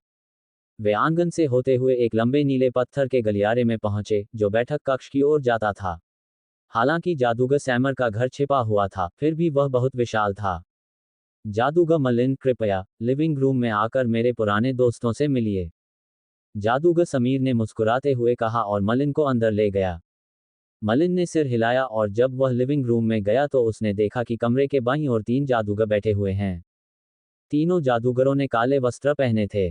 उनमें से एक की तो बस एक ही आंख थी और उसका सिर बड़ा और गंजा था। वह हटा कटा था और किसी ताकतवर जादूगर से ज्यादा एक खूंखार गुंडे जैसा लग रहा था। अरे सैमीर, क्या यही वो है जिसके लिए तुमने हमें इंतजार करवाया था? गंजे, एक आंख वाले जादूगर ने व्यंग्य किया। कमरे में कदम रखते ही मलिन को 3 जादूगरों की भयंकर मानसिक शक्ति का एहसास हुआ। उसने थोड़ा भौहें चढ़ाई क्योंकि मानसिक शक्ति के जरिए तुरंत न्याय और जांच पड़ताल करना बेहद असभ्य था। अक्सर ऐसी हरकतें 2 जादूगरों के बीच लड़ाई का कारण बन सकती थीं। हालांकि तीनों जादूगर, जो सभी तीसरे स्तर के थे, जानते थे कि मलिन एक प्रवेश स्तर के जादूगर से ज्यादा कुछ नहीं था। भले ही जादूगर सैमर ने कहा था कि मलिन उसके हमलों का विरोध कर सकता है, फिर भी तीनों जादूगर बहुत शंकालु थे। जादूगर समीर ने सिर हिलाया और कहा, हाँ, मैं जादूगर मलिन हूँ। जादूगर मलिन, मुझे तीसरे दर्जे के जादूगर, जादूगर डिमाको से मिलवाने की इजाजत दो। जादूगर डिमाको उस गंजे, एक आंख वाले जादूगर का नाम था। जब उसने मलिन को देखा, तो उसने निराशा भरी नजरों से देखा और झुंझलाकर वापस बैठ गया। मलिन ने हल्के से सिर हिलाकर हामी भरी, जैसे ही जादूगर समीर ने एक और जादूगर की ओर इशारा किया, जिसकी त्वचा गोरी थी और वह लगभग 30 साल का लग रहा था। ये जादूगर ब्रेन है। जादूगर मलिन, आपकी औषधियों में बहुत उच्च सिद्धियां हैं, लेकिन जादूगर ब्रेन की कीमिया में भी उच्च सिद्धियां हैं। उसके पास 2 कीमिया जीव भी हैं। जादूगर सैमर ने अपनी आंखों में एक अजीब सी नजर रखते हुए कहा। मलिन ने उसकी निगाहों का पीछा किया और जादूगर ब्रेन के बगल में 2 कीमियागर जीवों को देखा। हालांकि ये अल्कमी जीव बेहद खूबसूरत और सेक्सी महिलाएं थीं। इनमें से एक तो जादूगर ब्रेन की बाहों में भी लेटी थी। मलिन ने मन ही मन सिर हिलाया। ये कीमियागर हमेशा से ही अजीब होते हैं। ये सच होगा कि जादूगर ब्रेन कीमिया में उच्च उपलब्धियां रखता था क्योंकि ज्यादातर कीमियागरों के पास सिर्फ एक ही कीमिया प्राणी होता था, लेकिन जादूगर ब्रेन के पास 2 थे। कुछ संदिग्ध संचालन भी हुआ होगा क्योंकि जादूगर सैमर के पास भी सिर्फ एक ही कीमिया प्राणी था।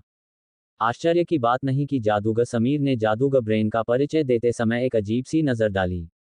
मलिन ने सिर हिलाया और जादूगर समीर ने आखिरी जादूगर का परिचय दिया। ये जादूगर रीसेन है। जादूगर रीसेन तीसरे दर्जे का जादूगर लग रहा था और जादूगरों में सबसे साधारण लग रहा था। उसने मुस्कुराकर मलिन की तरफ हल्के से सिर हिलाया।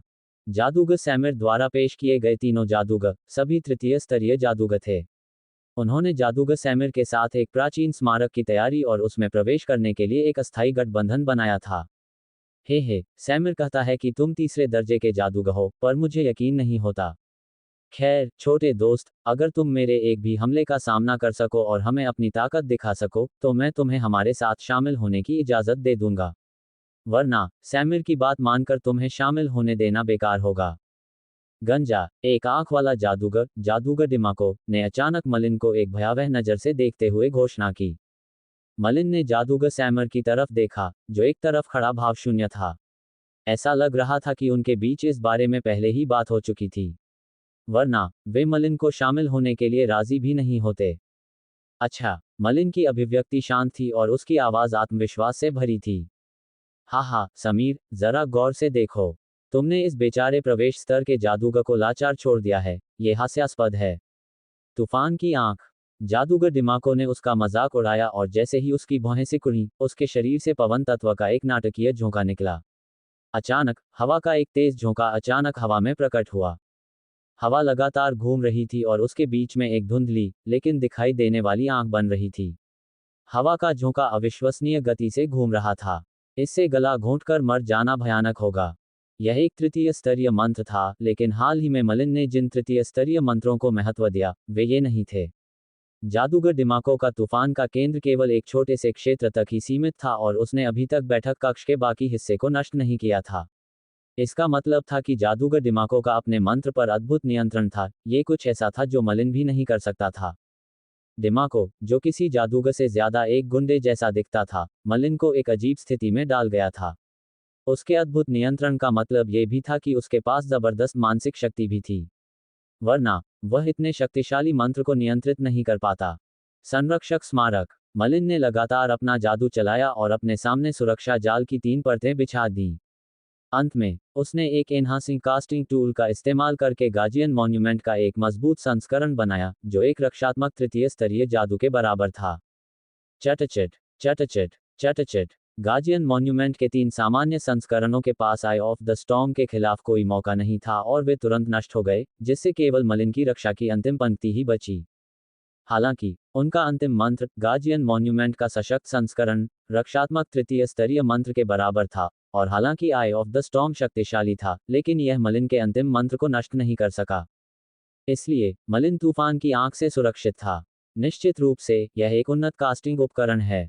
मलिन पहले स्तर का मंत्र, गार्जियन मॉन्यूमेंट, डालने में सक्षम था और यहां तक कि तीसरे स्तर के मंत्र की शक्ति भी छोड़ सकता था। डिमाको और अन्य जादूगरों ने कुछ रहस्य उजागर किए। जादूगर डिमाको जोर से चिल्लाया, उसके चेहरे पर कोई लालच नहीं छिपा था। उसने जादूगर सैमर से नजरें मिलाईं, आंखों में हल्का सा डर था। फिर आखिरकार उसने आई ऑफ द स्टॉर्म को रोक दिया। बुरा तो नहीं, लेकिन तुम एक एनहांसिंग कास्टिंग टूल पर निर्भर हो।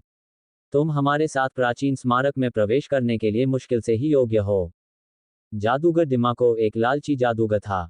उसकी आंखें मलिन के जादू बढ़ाने वाले औजार में उसकी दिलचस्पी को छिपा नहीं पा रही थीं। शायद जादूगर सैमर ने उसे पहले ही आगाह कर दिया था, इसलिए डिमाको ने जादू बंद कर दिया। अच्छा, क्यों न हम इस बात पर चर्चा करें कि हम प्राचीन स्मारक में प्रवेश करने की योजना कैसे बना रहे हैं। जादूगर डिमाको ने मलिन की ओर देखे बिना ही दूसरों से पूछा। सबका ध्यान जादूगर समीर की ओर गया। ये स्पष्ट था कि उन्हें लगता था कि इस धर्मयुद्ध की देखरेख करना ही सबसे अच्छा होगा और उन्हें प्राचीन स्मारक में प्रवेश के बारे में सुझाव देने की अनुमति दी जानी चाहिए। जादूगर डिमाको, मैंने अभी अभी तुम्हारे एक हमले को रोका है और तुम मेरे एक हमले का सामना करने की हिम्मत भी नहीं कर सकते। अचानक मलिन ने अपना सिर जोर से उठाया और गहरी आवाज में पूछा, क्या तुम मुझे चुनौती दे रहे हो, छोटे? जादूगर डिमाको ने थोड़ा आंखें सिकुड़ी, और यद्यपि उसका स्वर शांत था, फिर भी हर कोई बता सकता था कि वह अब क्रोधित हो गया था। जादूगर मलिन, मैं भी जादूगर डिमाको की ताकत से डरता हूं। अभी जो हुआ उसे दिल पर मत लेना। जादूगर डिमाको तो बस तुम्हारी ताकत पर रख रहा था।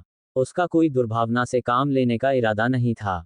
जादूगर समीर की अभिव्यक्ति थोड़ी बदल गई जब उसने जल्दी से मलिन को समझाया।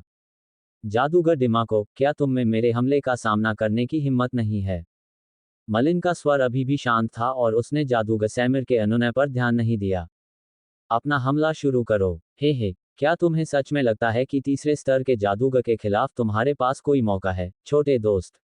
जादूगर सैमर के विपरीत, मेरा प्रिय बहुत तेज है और तुम चाहकर भी बच नहीं पाओगे। जादूगर डिमाको ने धमकी भरे लहजे में कहा।